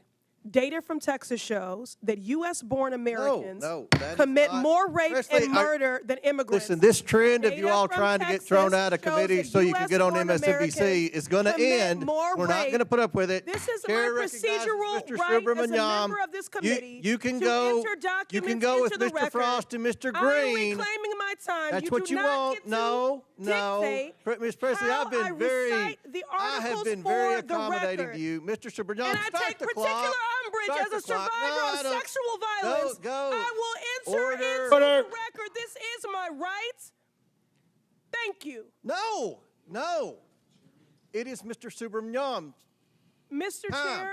No, you know the process of unanimous consent. You are not I recognized. have several articles to enter into the record.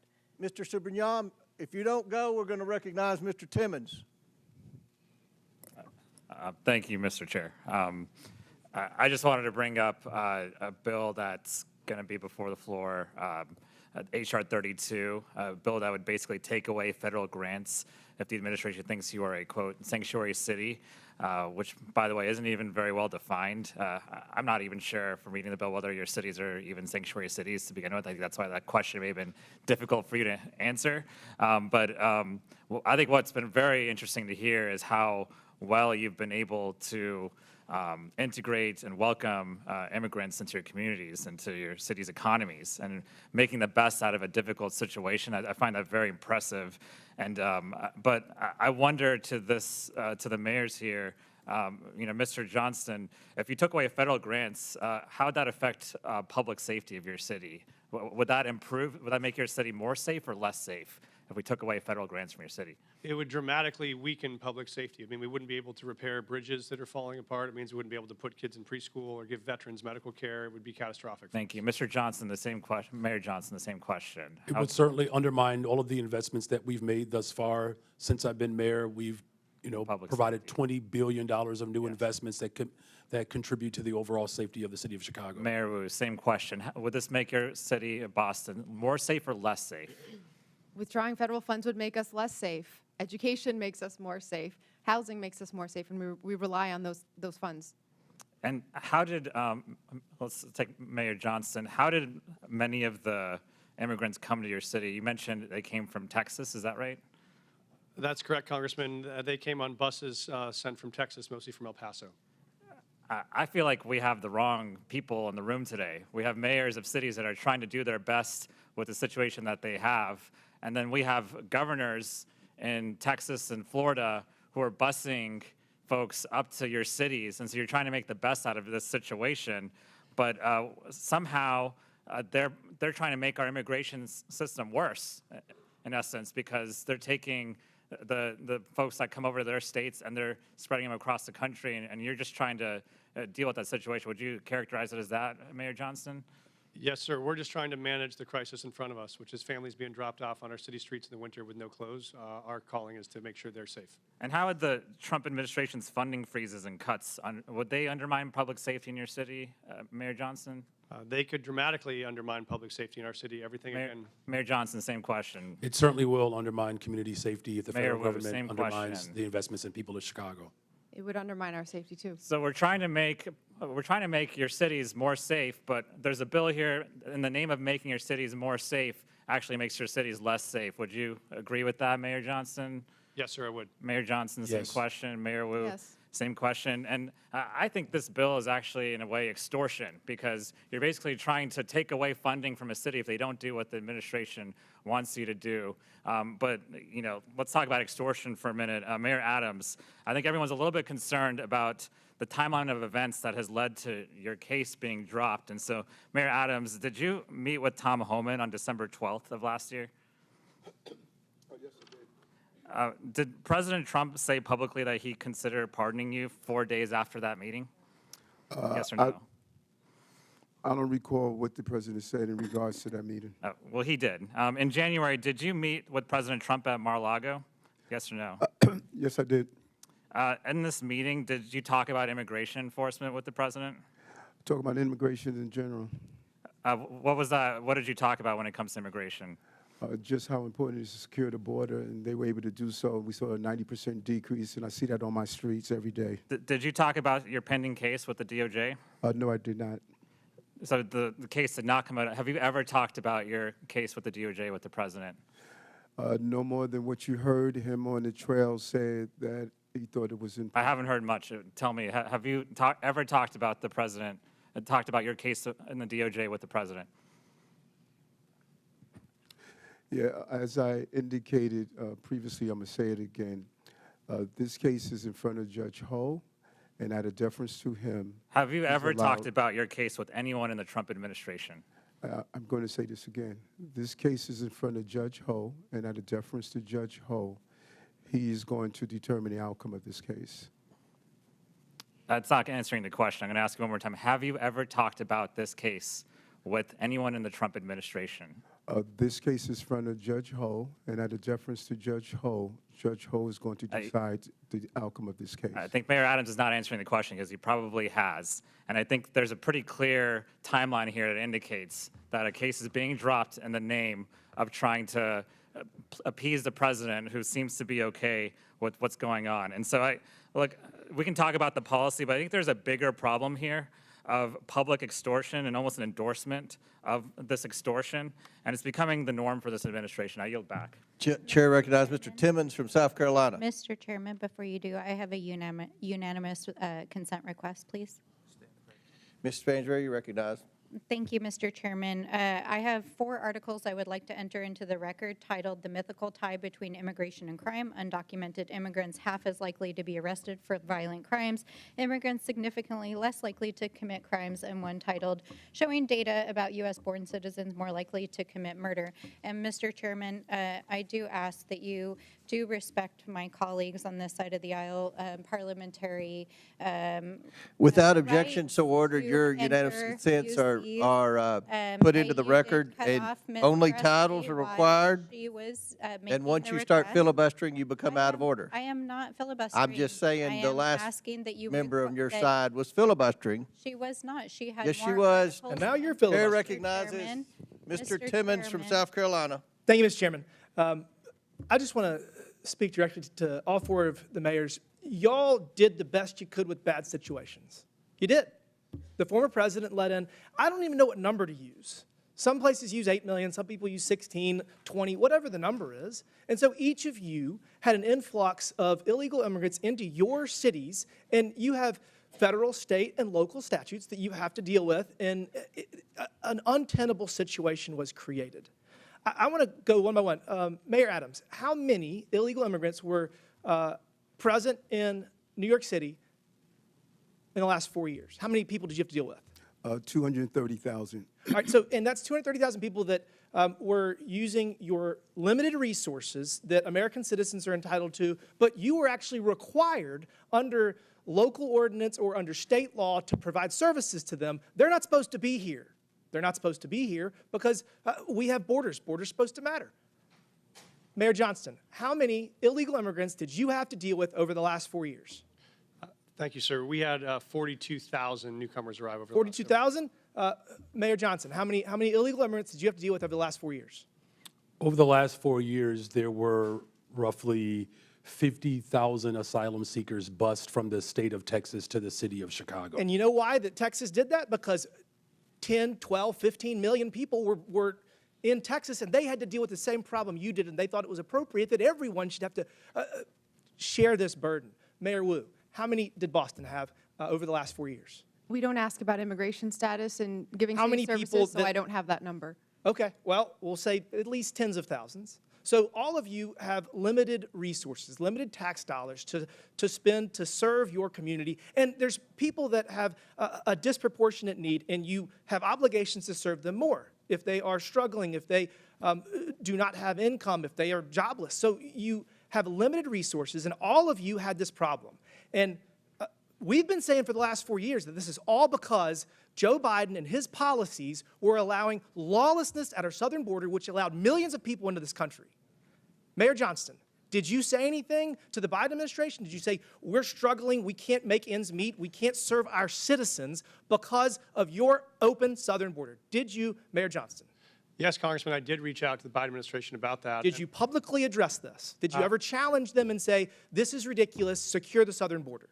What we focused on, sir, was the biggest challenge we were facing was folks needed the right to work. They I came to our couldn't city. find anything where you told the Biden administration they are wrong for their border policy. Mayor Johnson, did you publicly attack the President Biden in the last 4 years because he let millions of people into this country and it hurt your constituents? Did you publicly attack him for his policies?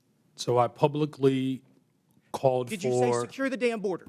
No, you didn't. I publicly called for Congress to pass comprehensive immigration Okay, we'll get to reform, that in a second. and that Mayor did Wu, not happen. Did you ever publicly attack the open border policies of the previous administration? Congressman, in fact, we hosted the former Secretary of DHS in Boston so that he could see the impact. To talk of about how we our need residents. legislation, I'm sure. Mayor Adams, did you ever publicly attack President Biden for his open border policy? Yes, in addition to having $7 billion out of our tax base. Did you see what his administration did to political opponents? Did you see what they did to President Trump? I mean, I guess you're standing up for your people. I admire that. For the last 4 years, I heard how Congress needed to spend tens of billions of dollars to secure the southern border. We had to change policies. We had to do all this nonsense. We didn't need to do any of that. We just needed lowest number of border crossings in decades. And I can promise you this, that's going to continue because our president has always had the ability to stop this.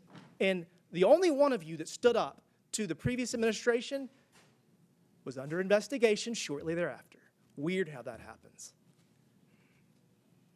We're turning the page here.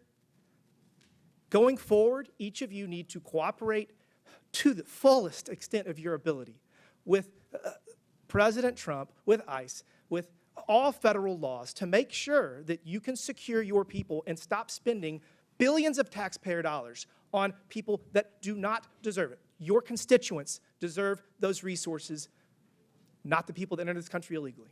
With that, Mr. Chairman, I yield back. Gentleman yields back. Chair recognizes Ms. Ansari from Arizona. Thank you, Mr. Chair. President Trump has talked a big game about how he wants to allegedly make our cities and communities safer. He says he wants to get violent criminals off the streets, and he thinks that mass deportations are the way to do it. He sent ICE and Border Patrol agents after our Native American communities, parents and children, and law-abiding American citizens who are targeted simply because of the color of their skin or the language that they're speaking. The chaos and the fear that this has instilled pits neighbor against neighbor, creates more distrust in law enforcement, and puts us all in danger. Mayor Wu, first of all, congratulations on your baby. What have you been hearing from communities in Boston? Are people fearful of engaging with law enforcement? In Boston, because our laws are what they are, we have very strong relationships with our community, and that's why we've been able to continue making progress on being the safest major city in the nation. But we do hear that people are afraid of the federal government, and it's including people who are immigrants, but also U.S. citizens. That fear is widespread. Thank you. Perhaps most disturbing, President Trump has diverted critical Homeland Security investigation agents to work on immigration enforcement. That means they're no longer investigating violent crimes like human trafficking, child pornography, and the flow of fentanyl in our communities, putting our entire country at greater risk. That means fewer violent criminals, pedophiles, and drug runners being apprehended, not more. Once again, Republicans are making life easier for criminals at the expense of victims, actually making our communities less safe. Mr. Beer, question for you. What effect do you think that assigning DHS agents to deportations is going to have on public safety? Well, it's an extremely negative effect, and it's not just limited to DHS. He's pulling in FBI, ATF, DEA. They're all being diverted off their primary missions to crack down on criminal gangs and criminal organizations in the United States. So it's not just DHS, it's every criminal agency in the United States government is being diverted to mass deportation right now. The Phoenix police chief has stated, we work with our federal partners all the time to work on criminal issues, not civil immigration issues. That will continue to be the stance of the Phoenix Police Department. I can tell you during my time on the Phoenix City Council, I served on the Public Safety and Justice Subcommittee. I heard constantly from our police force that they are understaffed and need to focus their resources on violent crime. But President Trump has also tried to force municipalities to divert their law enforcement personnel to aid in mass deportations. Diverting city police to deportations would mean that our officers are spending less time investigating murders, rapes, and robberies. Now, I want to shift to the economy. Mayor Wu, would you agree that local leaders and public safety officials who hear directly from constituents about public safety know better what your city needs to focus on than the White House does? And also, are you worried about ICE raids and the impact that it will have for businesses and economic prosperity? Yes, our local community knows best, and we can tell you in Boston, over our history, it has not been the word of presidents or kings or presidents who think they are kings that set what happens. It is our residents. And Mr. Beer, can you tell us more on what the economic impacts like food prices and housing costs of mass deportations would be and how this could affect a city like Phoenix? Well, about half the cost of the fruits and vegetables on your in your grocery store is coming from the labor of immigrants and other workers at our farms. So it's an extremely important component of our agricultural production in the United States. If you look at where these people have gone, they have gone into the sectors where there is no work visa. There is no legal immigration option for employers to hire in these sectors. That is why we had so many people come, because of the labor needs of the United States. Thank you so much. I truly want to thank the mayors for being here and taking on these ridiculous attacks on our local officials. You know what is best for your communities and the people that you represent. You know better than Donald Trump. You know better than Tom Homan. You know better than Stephen Miller. So thank you so much. And finally, I'd like to request unanimous consent to enter into the record, first, a report published by the American Immigration Council titled Mass Deportation, Devastating Cost to America, Its Budget, and the Economy, and second, a Center for American Progress report titled Trump's Rash Immigration Actions Place Cruelty and Spectacle Above Security. Without objection, so ordered. Thank you. I yield back to the ranking member. Chair recognizes Mr. Donalds from Florida. Thank you, Chairman. This is my third term on the Oversight Committee. We've been talking about illegal immigration and oversight the entire time. I remember we had a group of this committee that went down to the El Paso section of the border. This was back in February, March of 2021. And during that time period, we were at one of the holding centers, and there were these buses that were coming to the detention facility, and they were picking up 30 kids, 50 kids at random, walking out of the facility. And when I went over to question the bus driver that was transporting these kids, border agents told me, as a member of Congress, that you're not allowed to question the bus driver. And of course, people knowing me, I didn't take no for an answer, and I repeated the question. And I was told that this bus of children was leaving El Paso and going to San Diego. And so what was occurring under the Biden administration is that they were busing unaccompanied minors all across the United States for one reason and one reason only, and that was because they did not want the press to see the pictures of kids in cages. They did not want to see our borders being overrun. They wanted to disperse that problem all through the United States. That is the reckless history of illegal immigration under Joe Biden and the Democrat Party. Mayor Johnston of Denver, you lamented earlier that there were 10 to 11 buses coming per day to your city. Did you ever talk to Joe Biden about why this was happening to your community? Thank you, Congressman. I both reached out to Governor Abbott from Texas. He didn't respond, and I did. Why would you reach out to Governor Abbott of Texas when it is Joe Biden, the former commander-in-chief, that opened up our borders? Why didn't you talk to him? Well, our buses directly were being sent from Governor Abbott in Texas, so that was why we reached out to say we're happy to collaborate on a coordinated entry system. We understand no one state or no one city should bear the entire brunt of this, but let's collaborate. But I did. So I'm glad you said that, because that brings me to my next point.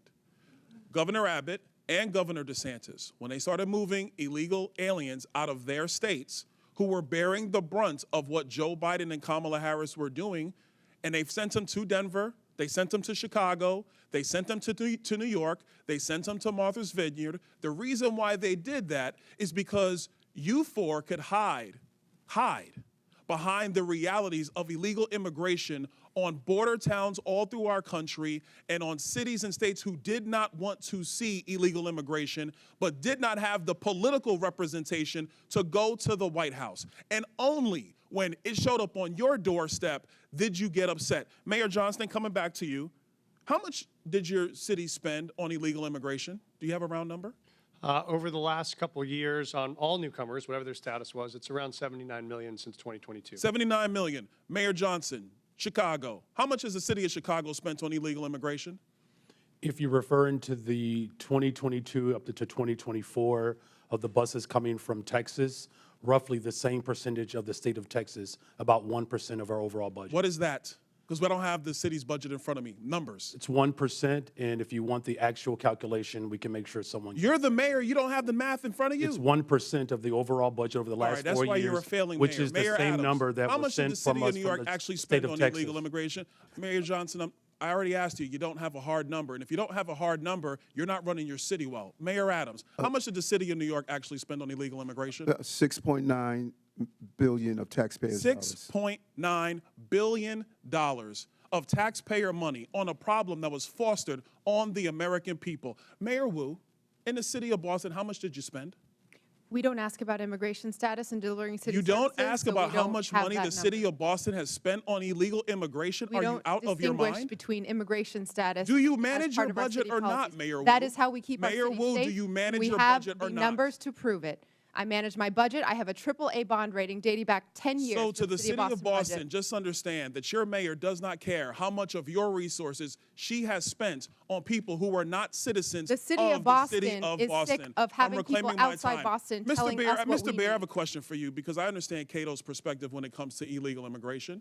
I understand that the Cato Institute for a long time has had a standard of actually having open immigration into the United States. Generally speaking, I don't want to get into specifics. We support legal immigration. We want immigration to be legal. So let me ask you this question, because one of the great libertarians of the modern era, Milton Friedman, famously said, you can either have open borders or a welfare state, but you have to choose. Mr. Beer, what do you choose?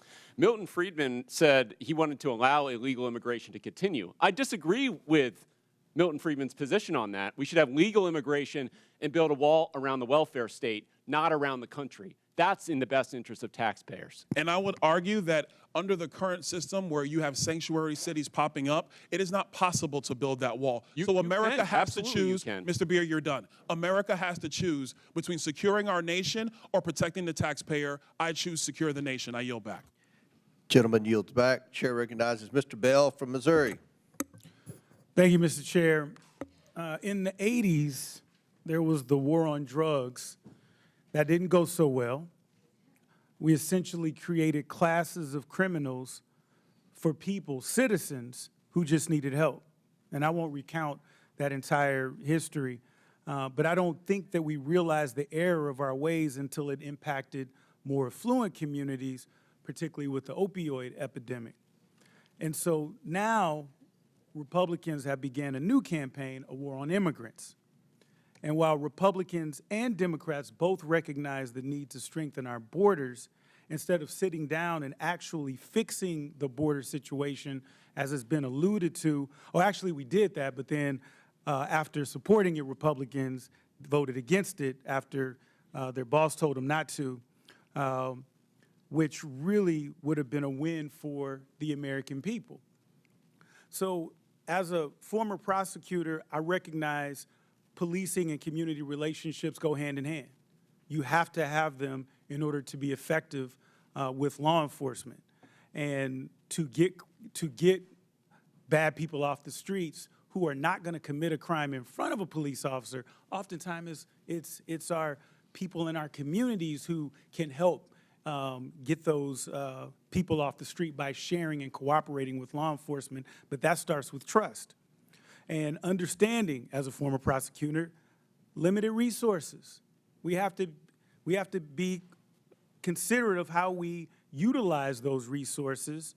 And so my first question, Mr. Byron, I'm going to go quick because I want to try to get to y'all. Why will requiring a local police department to honor extrajudicial ICE detainers or risk losing federal funding make our cities less safe?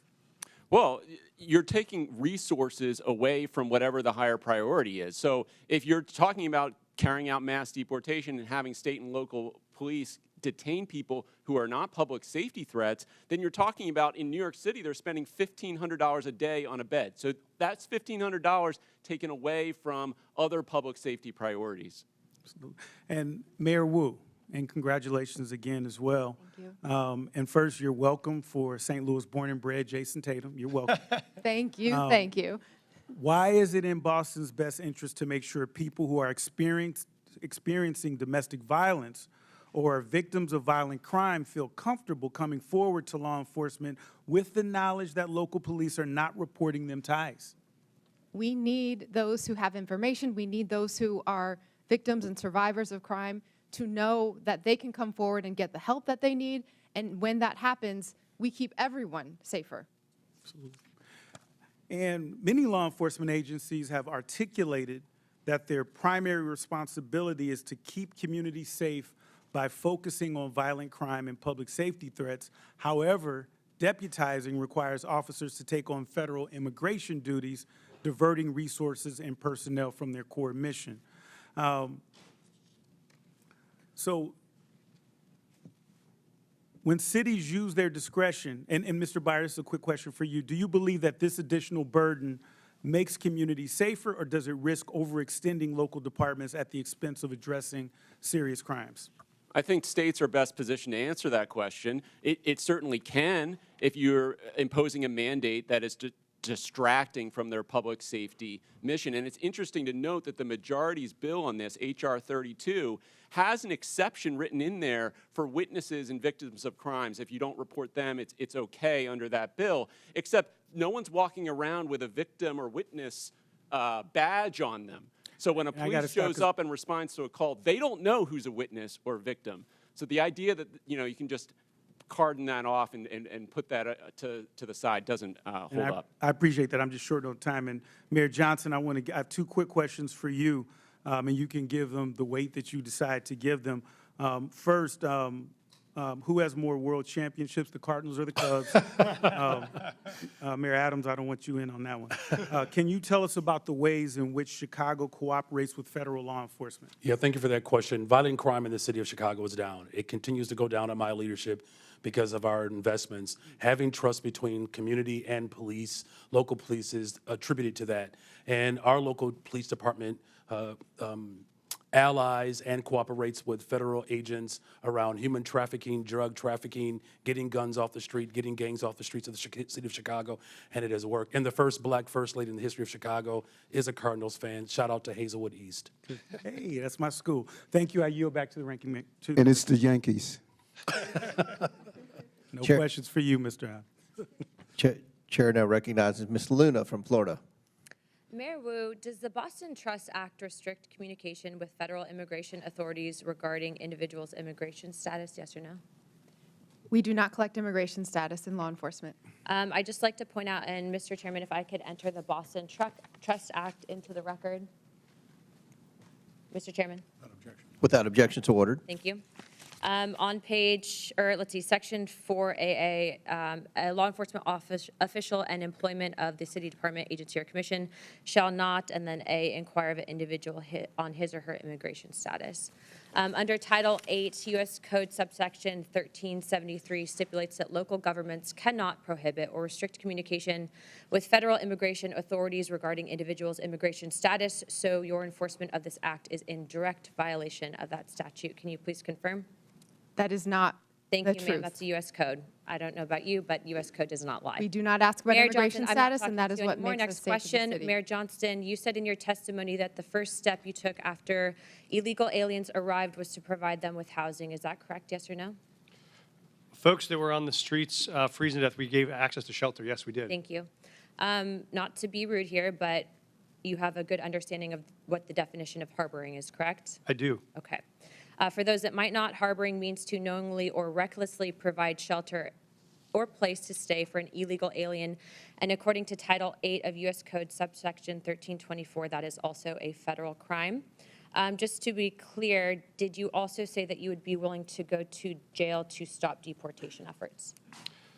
I did say that I'd be willing to stand up for all of our residents, and the context was that was the point at which the administration was threatening to deploy the U.S. military to streets of our cities to Okay. pull kids out of schools and churches, Thank so we you. were worried about that. Thank you, Mr. Johnson. Mr. Chairman, I'd like to enter into the record an article from CBS. Without objection, so ordered. Thank you. In this, it says, Johnson said earlier this week that he's willing to use civil disobedience and, if necessary, going to jail to stop deportations. My final question would be for you, Mr. Mayor Johnson. Do you believe that Chicago's welcoming city ordinance encourages illegal aliens to enter the United States, specifically into Chicago, yes or no? No. Okay. So you don't believe that banning the transfer of individuals into ICE custody for the purpose of civil immigration enforcement encourages illegal immigration into Chicago? Or how about agencies, sorry, one second, or agents not being able to stop, arrest, or detain individuals based solely on their immigration status or administrative warrant? So we comply with all laws, local, state, and federal. To me, after this line of questioning, it's very clear that these policies that you have all implicated are active and alive and well in your cities, are in direct violation with U.S. Title 8 Code subsection 1324 and is a federal offense. But you all speak about a broken immigration system, and yet here you guys are aiding and abetting in that entire process. I want to be very clear about something. Open border policies, which is something that you guys are talking about, hurts people on both sides, meaning the people that are coming here illegally and then American citizens as well. I do not think you guys are bad people, but I think that you are ideologically misled, which is why, unfortunately, based on your responses, I'm all going to be criminally referring you to the Department of Justice for investigation. And as soon as I leave here, these will be going over to Pam Bondi. I'm not doing that in an effort to bully you guys, but I do believe that your policies are hurting the American people, and you can make that known with the evidence that you can present to the Department of Justice. But if you guys continue doing what you're doing, you're not going to help anyone. You're going to hurt more people, and that's exactly why I'm tired of it. The American people are tired of it. And Chairman, I yield my time. Would you yield your last minute? Yes, sir. Mayor Adams, you were one of the first mayors in what the media refers to as a blue city, typically, that came out and raised concerns about the influx of illegals pouring into the city of New York. Could you answer the question, what that did to New York City from a budgetary standpoint? Let's not even talk about crime or anything. Let's just talk about from a budgetary, the burden on the citizens of New York City. As I indicated, Mr. Chairman, we spent $6.9 billion, and the long-term impact of that is extremely significant. After COVID, we had a large number of children who was chronically absent. We could have taken $200 million of that and dealt with that. We have a real mental health crisis in our city. We could have spent hundreds of millions of dollars on that. And so the long-term impact of spending $6.9 billion is going to have serious ramification on the future of New York City. So it's more than just what happened last year or this year. It is what is going to impact us long-term. And I think that's one of the purposes of this hearing, to talk about the consequences from cities that have huge illegal alien populations. So Chair now recognizes Ms. Presley from Massachusetts. Thank you, Mr. Chairman. Mayor Wu, I am grateful for our longstanding partnership in public service. I'm grateful to be your congresswoman as well as your constituent. Can I get that time back? All right. Again, grateful for our longstanding partnership in public service, grateful to be your congresswoman, and grateful to be your constituent. It's clear my colleagues across the aisle didn't do their homework because the fears and division they're trying to project onto Boston are really the stuff of Fox News fever dreams. Our city is vibrant, our city is diverse, our city is beautiful. Mayor Wu, immigration is central to the economic success of Boston, is it not?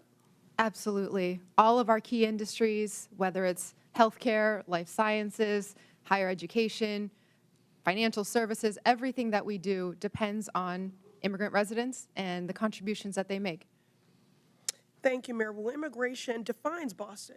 For generations, our city has been shaped by people who have endured incredible hardships to arrive at our shores seeking a better life. They drove taxis, opened restaurants, studied at our schools, built homes, repaired our roads and bridges, cared for patients, cleaned offices, built businesses, provided essential early education and childcare for our babies. There is no doubt immigration is essential to the success of Boston, but there is, in fact, a dark threat looming over this great city. That threat is the racist and xenophobic anti-immigrant policies coming from this Trump White House. Mr. Chair, I ask unanimous consent to enter into the record this Boston Globe article titled, "They're Going to Deport Us. Trump's immigration policies prompt some children to skip school." Without objection, so ordered.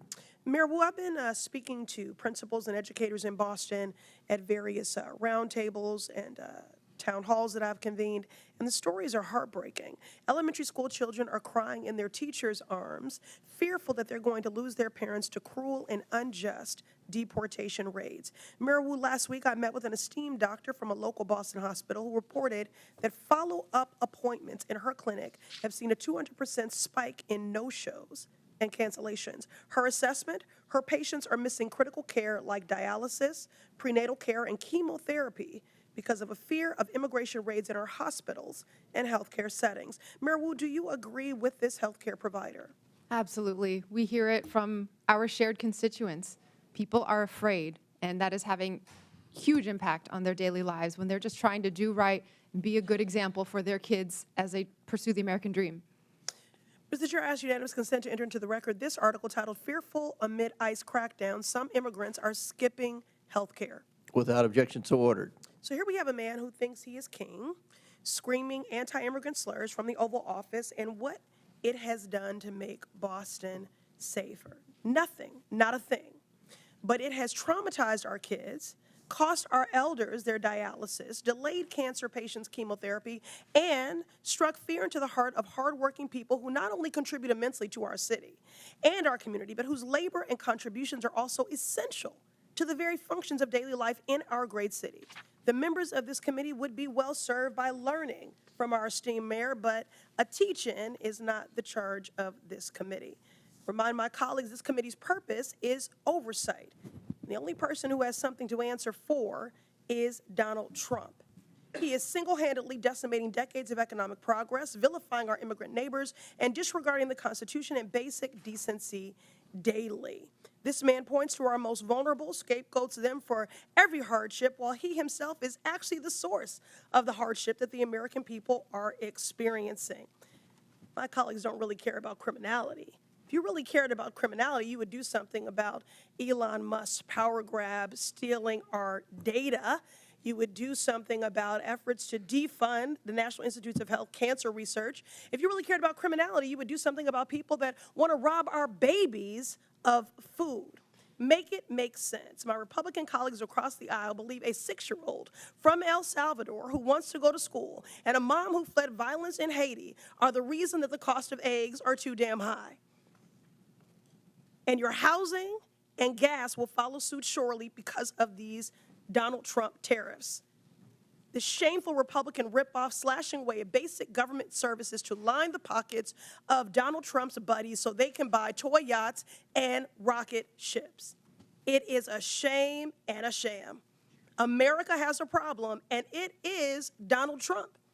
And if my colleagues really cared about criminality, they would do something about him. I'm grateful that the people of Boston and my mayor stand with their neighbors from every walk of life. I yield back. Chair recognizes Mr. Gill from Texas. Thank you, Mr. Chairman, for holding this hearing on such an important topic. Mayor Johnson, I want to start with you. One of your first actions as mayor was establishing a deputy mayor for immigrant, migrant, and refugee rights. I want to ask you a series of questions. If you could answer with a yes or no answer, that'd be great. First of all, do you support allowing illegal aliens to obtain driver's licenses? Just yes or no. So the city of Chicago has been a welcoming city for over 40 years. I'll take that as a yes. Next question. And that's the policy that we will hold to. Do you support tax dollars subsidizing or paying for the health care of illegal aliens? I support investments in all residents of the people of Chicago, and that's what I do. That's a yes as well. Do you support free or reduced college for illegal aliens? Again, I support the investments of all residents of the people of Chicago. Take that as a yes. Next question. Do you support allowing non-citizens to vote in local elections? Again, I'm not over the jurisdiction of that type of law, but again, I'm committed to investing in all residents of the people of Chicago. I'll take that as a yes. I've got an article from the Chicago Sun-Times, and I'll quote here briefly. Johnson proposed, among other things, that all residents, regardless of citizenship status, be able to vote for Chicago Board of Education members. Next question. Your website states, and this is your campaign website, quote, "I will not stop fighting until abortion access is completely secure for people all over the country," end quote. Yes or no, do you support taxpayer-funded abortions for illegal aliens? I support the reproductive rights of all people, all women. That is a yes as well. Your mayoral transition website mentioned support for creating a Chicago Board of Education non-citizen advisory board. Again, yes or no, do you support appointing non-citizens to government advisory boards? I was invited here today to discuss welcoming cities. Yes or no? I was invited here to discuss welcoming cities. This is a yes or no If you're question. interested in asking me You're not questions gonna about the filibuster. welcoming I'll city, take that as a I'm yes. happy to We're gonna answer move those on. questions. No, we're going to move on.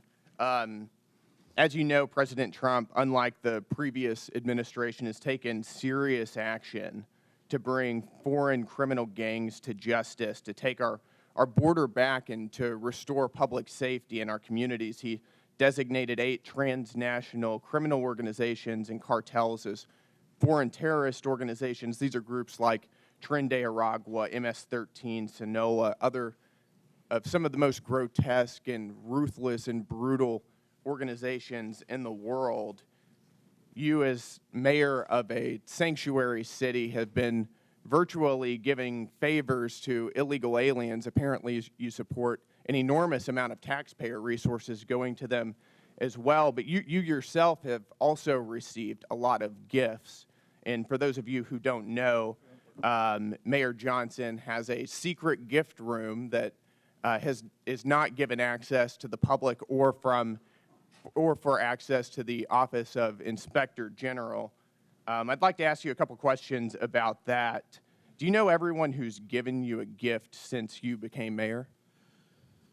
The city of Chicago has had a policy for 40 years. That's a yes or no question. Where there are individuals that would like to give gifts to I'm the reclaiming city of my Chicago, time. I'm going to take that as and no. we do not accept those when gifts. Did you We become receive mayor? them on No, I'm behalf going to reclaim my of time the city here. of Chicago. You're not going to filibuster here. When did you become mayor? I was elected mayor of the city of Chicago in April of 2023, and I was sworn in May 15th on June of 2023. On June 12th, 2023, you received Hugo Boss cufflinks and a personalized Mont Blanc pin. Do you know who gave you those? So I did not receive those personally. The city of Chicago You received those them. on behalf and of that's the city right, of on behalf of Chicago. the city of Chicago, as I every understand mayor the difference. in the Do you know history of Chicago who has do you know who provided gave those gifts to the city of Chicago? Do you know who gave those to the city of Chicago? So again, on behalf of the city of Chicago, there are It's a yes gifts or no that are question. received, Do but I you? do not Do you- accept. Those are not So you my don't- personal so you gifts. don't know. Those are the gifts of the city of On March Chicago, 18th, and that's why you are aware 2024 that they exist because they are reclaim within the my law. time here, sir. On March 18th, 2024, you received a Gucci tote bag. Do you know who gave you that? Gave the city of Chicago that? Again, I was here and I was invited I'll also to take that as a respond to no. the On March questions 19th, around 2024, welcoming the city, and I'm city of happy to answer Chicago any of those received questions. A Givenchy bag, a Kate Spade purse, and Carucci shoes. Do you know who gave the city of Chicago those? Again, I was brought. I'll I take brought that my as a no. energy I'm here reclaiming my to time respond here, sir. I am on behalf of the reclaiming city my of Chicago of This what a welcoming raises city serious ordinance ethical is. concerns. You're providing an enormous amount of aid to illegal aliens, aiding and abetting criminals who have come into our country illegally. And you yourself are receiving an enormous amount of gifts, and you won't even tell us who they're coming Mr. from. That Chairman, raises time is up. serious ethical We have concerns. a 5-minute rule. Gentleman's Mr. time's Chairman, I'd like to ask for unanimous consent to enter into the record the City of Chicago Office of Inspector General advisory concerning gifts accepted on behalf of the city. Without objection, so ordered. Thank you. Chair now recognizes Ms. Talib for 5 minutes. Thank you, Mr. Chair. Mayor Adams, since we're on the this conversation around oversight and some misclaims here about corruption, I mean, do you agree, Mr. Mayor Adams? Yes, I hear you. I hear you, Congresswoman. Oh, okay. You weren't looking at me. That's why. Mhm. It's okay. I'll speak louder if you want. Do you agree to a quid pro quo deal to enforce the Trump administration's cruel immigration policy in exchange for protection from the federal corruption charges against you? And you are under oath, just as a reminder. Congresswoman, there was no agreement, there was no quid pro quo, and I've done nothing wrong. So help me out here, though. So the Trump official, Tom Homan, we all know who he is, he said, quote, I'm quoting him, if he doesn't come through, I'll be in his office, up his butt, sorry, Chairman, saying where the hell is the agreement we came to, end of quote. You're accusing the Trump administration for lying? Or, did they lie? What agreement did they're lying then? Mr. Homeland and I both agree we will fight dangerous criminals, and we've never had any conversation about my case. Okay. So Mayor Johnson and Johnson and Wu, I'm sorry, I can't get that. You can just call it Chicago and Denver. There you go. This is really important, you know, as a child of immigrants, and I think many of my colleagues on that side of the aisle have beautiful, diverse communities as well. And one of the things that I know happens when we try to have local law enforcement and local city officials, I mean, they even want Treasury, folks that work for our city Treasury, asking people for immigration status. That's what they would prefer. You know, is that racial profiling? I mean, what do? Like, you wait for somebody to come, they have an accent, maybe they wear hijab, maybe they look a certain way. That's what they want you to do. That's what they're asking you to do, by the way. They want you all to basically do the job of what the federal government should be doing in regards to passing really comprehensive immigration reform, so families are not separated, because right now they're just, all they want to do is continue talking about enforcement. And guess what? The last 20 years it didn't work, did it? It isn't working. So one by one, if you can talk about that, because I know my mother, who's been here for over 50 years, is carrying her passport, her U.S. passport for the first time in her life. And she ain't traveling nowhere out of the country. But she's carrying it because she knows her beautiful accent, it's beautiful, I love it, and just so fearful of being stopped and being asked her immigration status. She knows she'll be racially profiled. And she already feels unsafe in a community she lived in for over 50 years. Thank you, Congresswoman. I would just agree. We don't think it's relevant to know someone's status when they come into a public library to check out a book, or if they come to the hospital for service, or if they come to register their child for school. The Constitution says you're entitled to an education. Our job is to provide it. So we think that's unnecessary, and it just scares people away. Yeah, Mayor. Yeah, allowing local law enforcement in the city of Chicago to focus on city priorities, as well as making sure that there's trust between our immigrant communities and all of our communities. I've worked on domestic violence cases as a former immigration attorney. Absolutely. I'm telling you, this is deadly for women being abused. Deadly. It certainly engenders trust, and that's how we have driven crime down in the city of Chicago because of that trust. Mayor Wu. Thank you, Congresswoman. Boston is proud to be the safest major city in the country, and we do not ask about immigration status when providing city services. We also are clear to all our residents that we do not care about immigration status when we hold people accountable for doing harm in the community as well. Yeah, because when I hear sanctuary city, I hear anti-racial profiling. I really do. I hear like, okay, we're not here in the business of trying to enforce broken immigration laws that are inhumane, completely immoral right now. That's what I hear. And I, as a former immigration attorney, when I hear the story in Denver, and trust me, ICE is there waiting to pick them up. They sent 6 of them, and they couldn't handle, 6 of them couldn't take this guy that they're supposed to pick up. Doesn't make any sense to me, because they're there. They're pretending they don't know that as a fact. But one of the things that bothers me about all of this is the executive order of rescinding the sensitive locations. Why this is important. They basically want to do immigration enforcement and racial profiling and immigration enforcement that's race-based, because I'm at the Canadian border in Detroit. Do you know the majority of people coming down undocumented is Canadian? But guess what? It's still the brown folks that are overwhelming. ACLU did a study, is overwhelming the ones being targeted, detained, and deported. And so for me, the sensitive location, this is hospitals, schools, you know, this is like funerals. This was all a policy in place to protect us from having our communities over police and militarized. Can you talk about the impact of that? And I have 22 more seconds because No, he went over. this time He went over he 22 was- more he seconds. spoke over him. He That went, was no, not he true. didn't. No, I didn't. Chairman, I never spoke over him. No, not you. The mayor spoke over Brandon. Oh, well, I didn't. It doesn't matter. He went over 22 seconds. But go ahead and I ask just your want them question. to answer the question about the sensitive locations, because this is something we all should be scared of, because pastors are calling me because they're talking about churches being possibly having ICE agents show up at churches.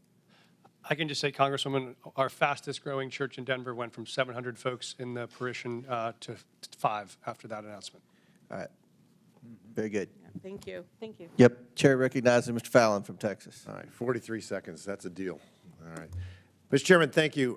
Coming into this very important hearing, I suspected that Democrats would claim illegal immigrants pose no danger and would frame them as a sympathetic victim class, completely glaze over the tremendous financial burden that mass unlawful migration places on the shoulders of the American taxpayers. And furthermore, they would completely ignore the grave dangers that violent criminal illegals pose to all Americans. It would be, Democrats would use spin and deflection and woke wonderment and delusion, and some would even blatantly lie. And as they so often do, the left did not disappoint. The first claim that we heard was there were ICE agents ripping adorable children off adorable school buses. There was a myth, and it never happened. And what was the source of this Democratic claim? One letter written by one superintendent in a country of 13,000 school districts. And that letter said that this may happen. Well, I may start a business with flying monkeys delivering you fruit salads. I may. But it never happened. And the case in point, it was Alice ISD.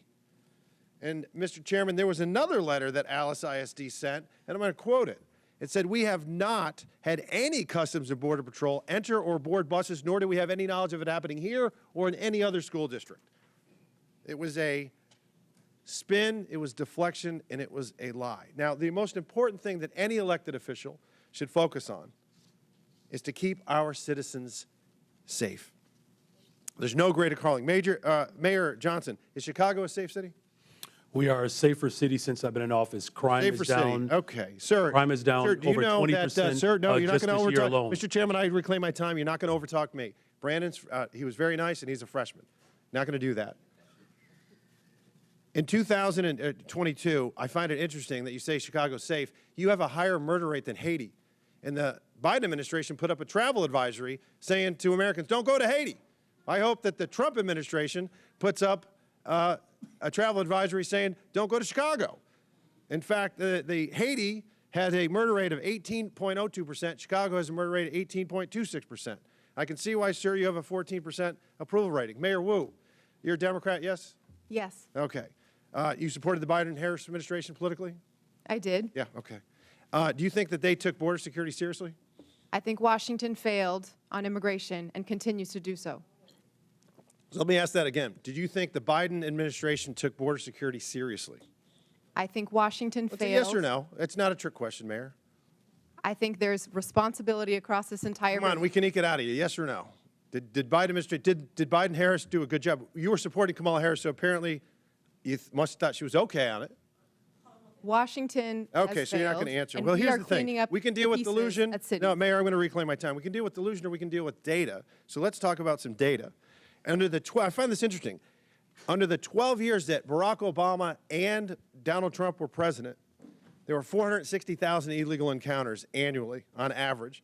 Under Joe Biden, it was 2,641,000. It was 600% worse.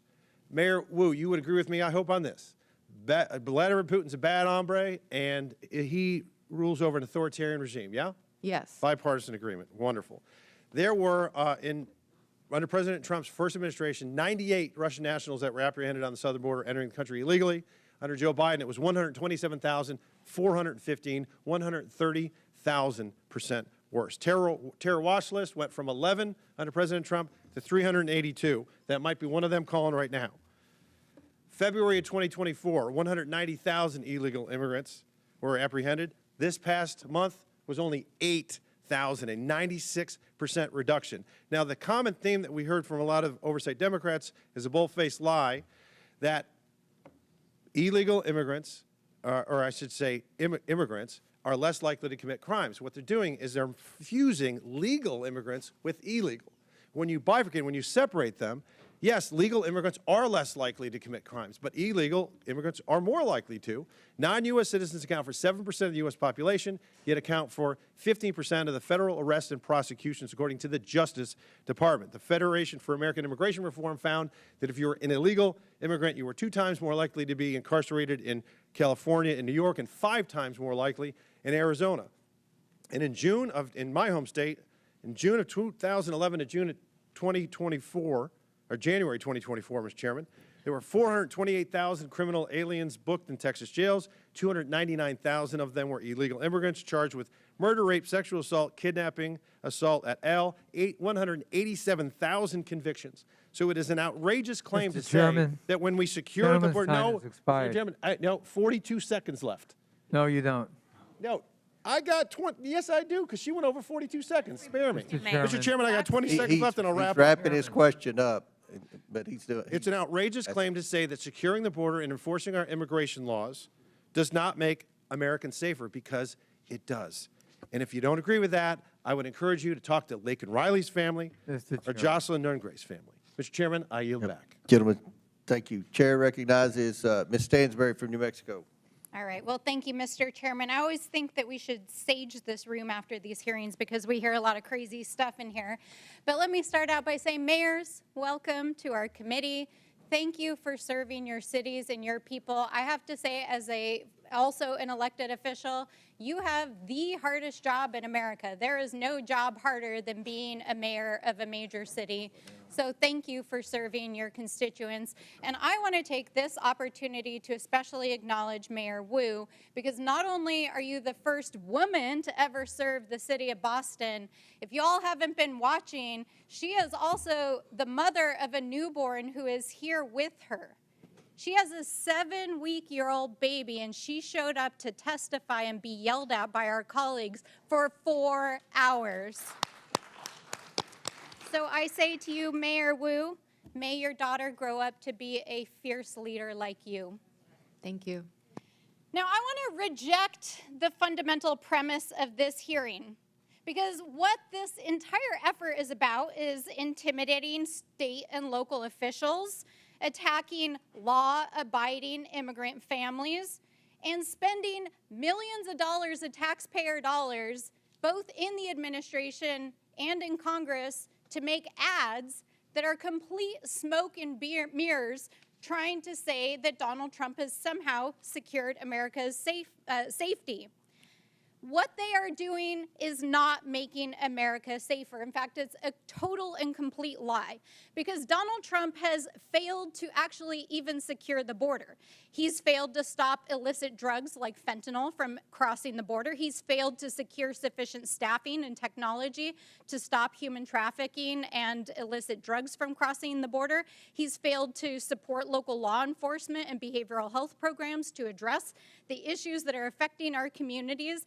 And he's failed to even execute on the most basic thing that he said he would do, which was to pass immigration reform when he got into office. Here we are, Donald Trump. Where's your immigration bill? Oh, wait, you don't have one. That's right.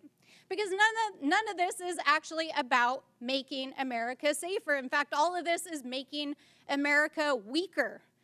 He's dismantling our federal law enforcement that would actually go after cartels and drug traffickers. Over the last 6 weeks, Donald Trump has taken out the most senior FBI officials and the officials in our U.S. attorney's offices that were actually prosecuting the cases against the drug cartels. Donald Trump took out the law enforcement that were prosecuting those cases. So let's be real about that. He froze federal law enforcement funds all across the country. I have tribes in my district that still haven't had their DOJ grants reinstated. Let's be real about what's going on here. He's frozen funds to refugee resettlement and other immigrants groups permanently who have outstanding receipts. There are refugees and asylees that had waited decades to get to this country from war-torn parts of the world, and they literally had their flights canceled the last 2 weeks, while Donald Trump is sitting in the Oval Office and offering millionaire oligarchs a free ride into America with his gold visa program. Is this really about making America safe again? Is that really what he's about? Is that really what my colleagues across the aisle are about? Because what I can tell you, as a representative from a great city, the city of Albuquerque, a border state, is that we know what makes our communities safer. It means we stop drugs from coming into our country and our communities. It means that we support and we fund our law enforcement. It means that we fund our behavioral health system. It means that we support our mayors, our tribal leaders, and our state officials. It means that we invest in them. It does not mean that we drag them in front of Congress for 4 hours, we yell at them, we tell them we're going to give them criminal referrals, the DOJ is intimidating our mayors, and my colleagues across the aisle are producing TV ads to try to pretend that they're making this country safe again. It's total bullshit. Absolute bullshit. They are not making America safer again, and what they are doing is terrorizing immigrant families. That is what they are doing. Parents who are afraid to send their kids to school, parents who are afraid that they won't come home again, kids who are afraid to leave their houses, refugees who have waited for years to come into this country. And our mayors are sitting here enduring this ridiculous hearing as they've been threatened in front of the American people. And so I will say, in the words of my sister in the front row who brought forward the words of one of our faith leaders just a few days ago on the House floor, I hope that my colleagues across the aisle, who I can tell, most of whom come from immigrant stock, will have the same mercy that our ancestors had shown to them by this country so that you could sit here and be a congressperson.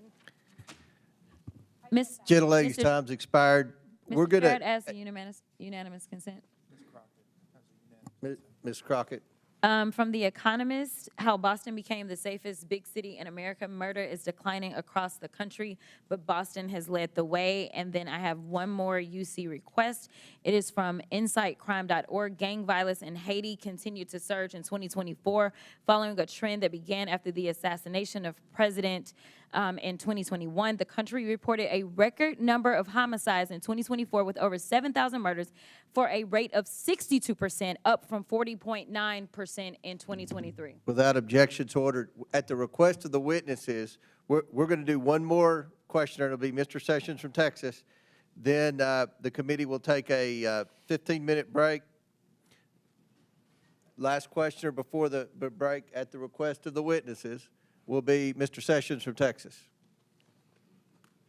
Mr. Chairman, thank you very much to the panelists. Thank you for taking time to be here. I hasten to say that I'm probably not going to yell at you.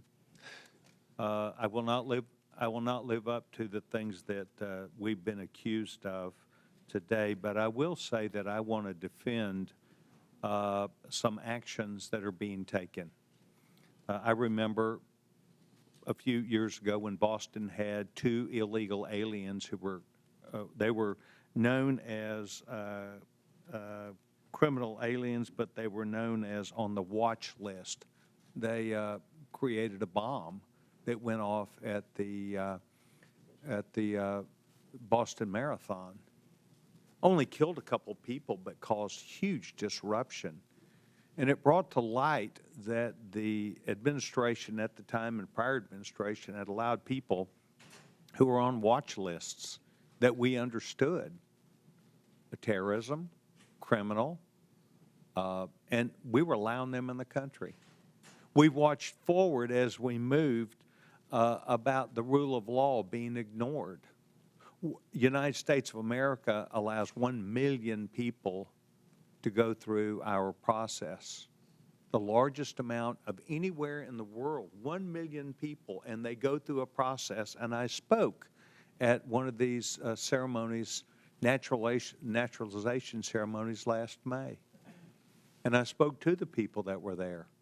And they all unequivocally stated, thank you to the United States of America, but they learned what they were entering, what they were expected to do, that their customs from where they came from, some could be kept, but the things which did not correspond to American law now needed to be followed, that they were going to become American citizens, not where they came from, but they wanted to be Americans, and they had to follow those rules and regulations or laws.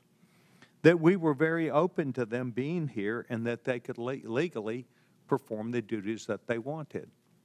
What has caused this mismatch is more than just the Boston bomber or people being killed, but rather the public interests in looking at what the charade that it caused all across this country, in particular in larger cities. Chicago, yes. New York City, yes. Other cities around the United States where people felt not only threatened, but it was activity that was seen as unbecoming to people who should be where they were and giving respect and thanks to a group of people who were allowing them to be here, i.e., a city that was not going to arrest them. But you see, what we really understood is if you were here illegally, they weren't going to arrest you even for a crime. They might have arrested someone who was a citizen and put them behind bars, but unless they really created a heinous circumstance, they were not going to be arrested. And so this created an aura around the United States that the American people understood. And that is one of the reasons why you saw the American people not only vote with their hands, but vote with their emotions about the need to bring back not just law and order, not just rule of law, but the ability that we had as an American people to rethink the entire issue. And I do understand you think that this is all broken in Washington, D.C. because you disagree with it. But what we've been allowing is the next president, whether it be Barack Obama, whether it be George W. Bush, whether it be Donald Trump, whether it be Joe Biden, to insist upon their own way instead of the law. The laws have been misguided, they've been misused, and they are taken advantage of.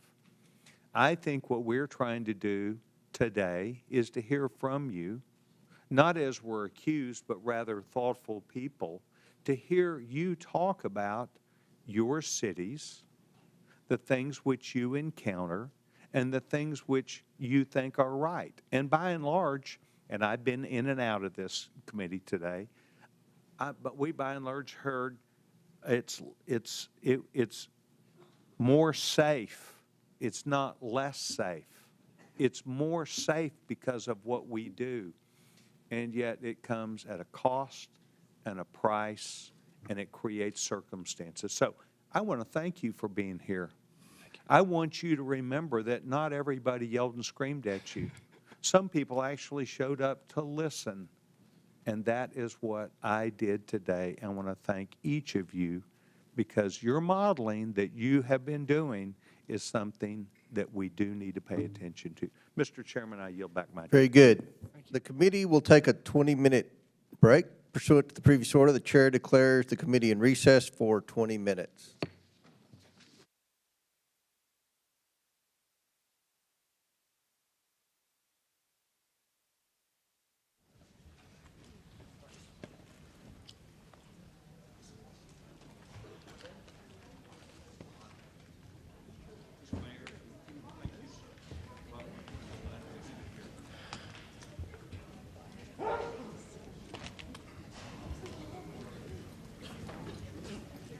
Thank you very much, Mayor. Thank you. Well, I think you better if you are here to listen. Thank you. Well, you all reach out and give you feedback.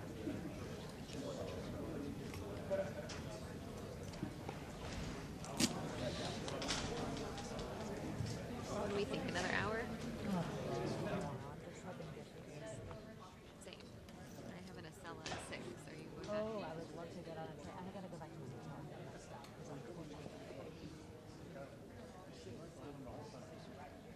Wrap it up by then. I can get out of it by then.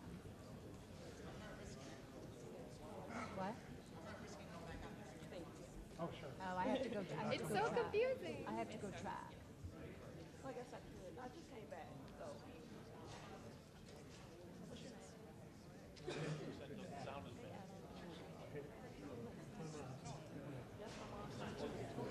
You have at 4.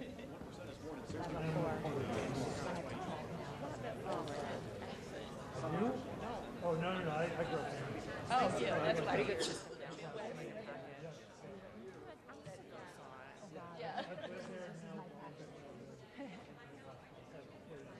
Yeah. I'm from Chicago, so I feel like, part of me, yeah, it's just hard because now I have to just pick like one interaction, you know what I mean? Oh, forget it. That's crazy. Exactly. Oh my God. It was like 2.5 years.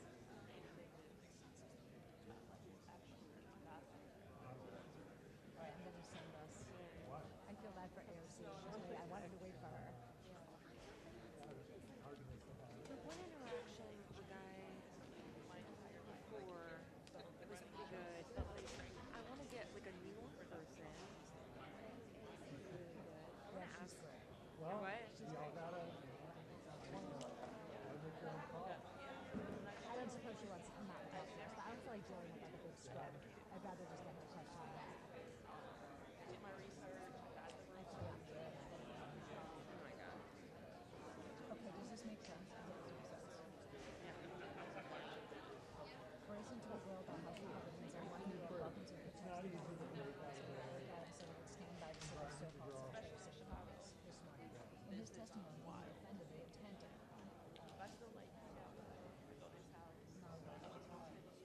That's good. That's good. I've been through some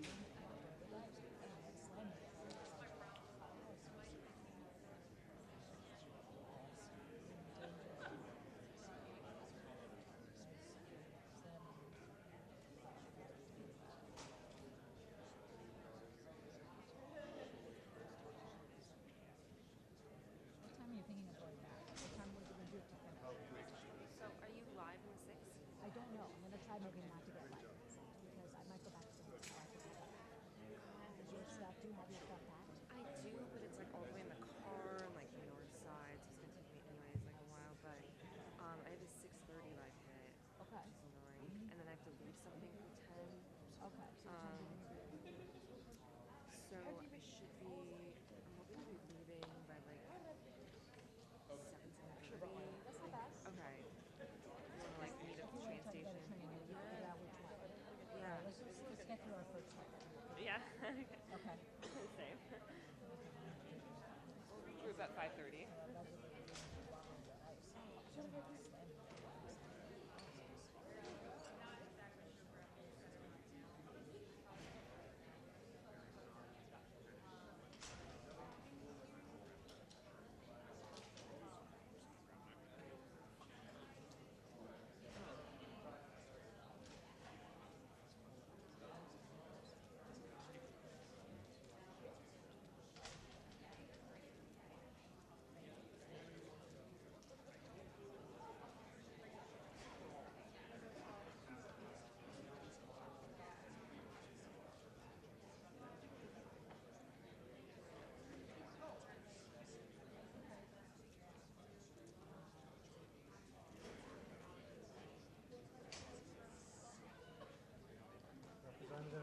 How you doing?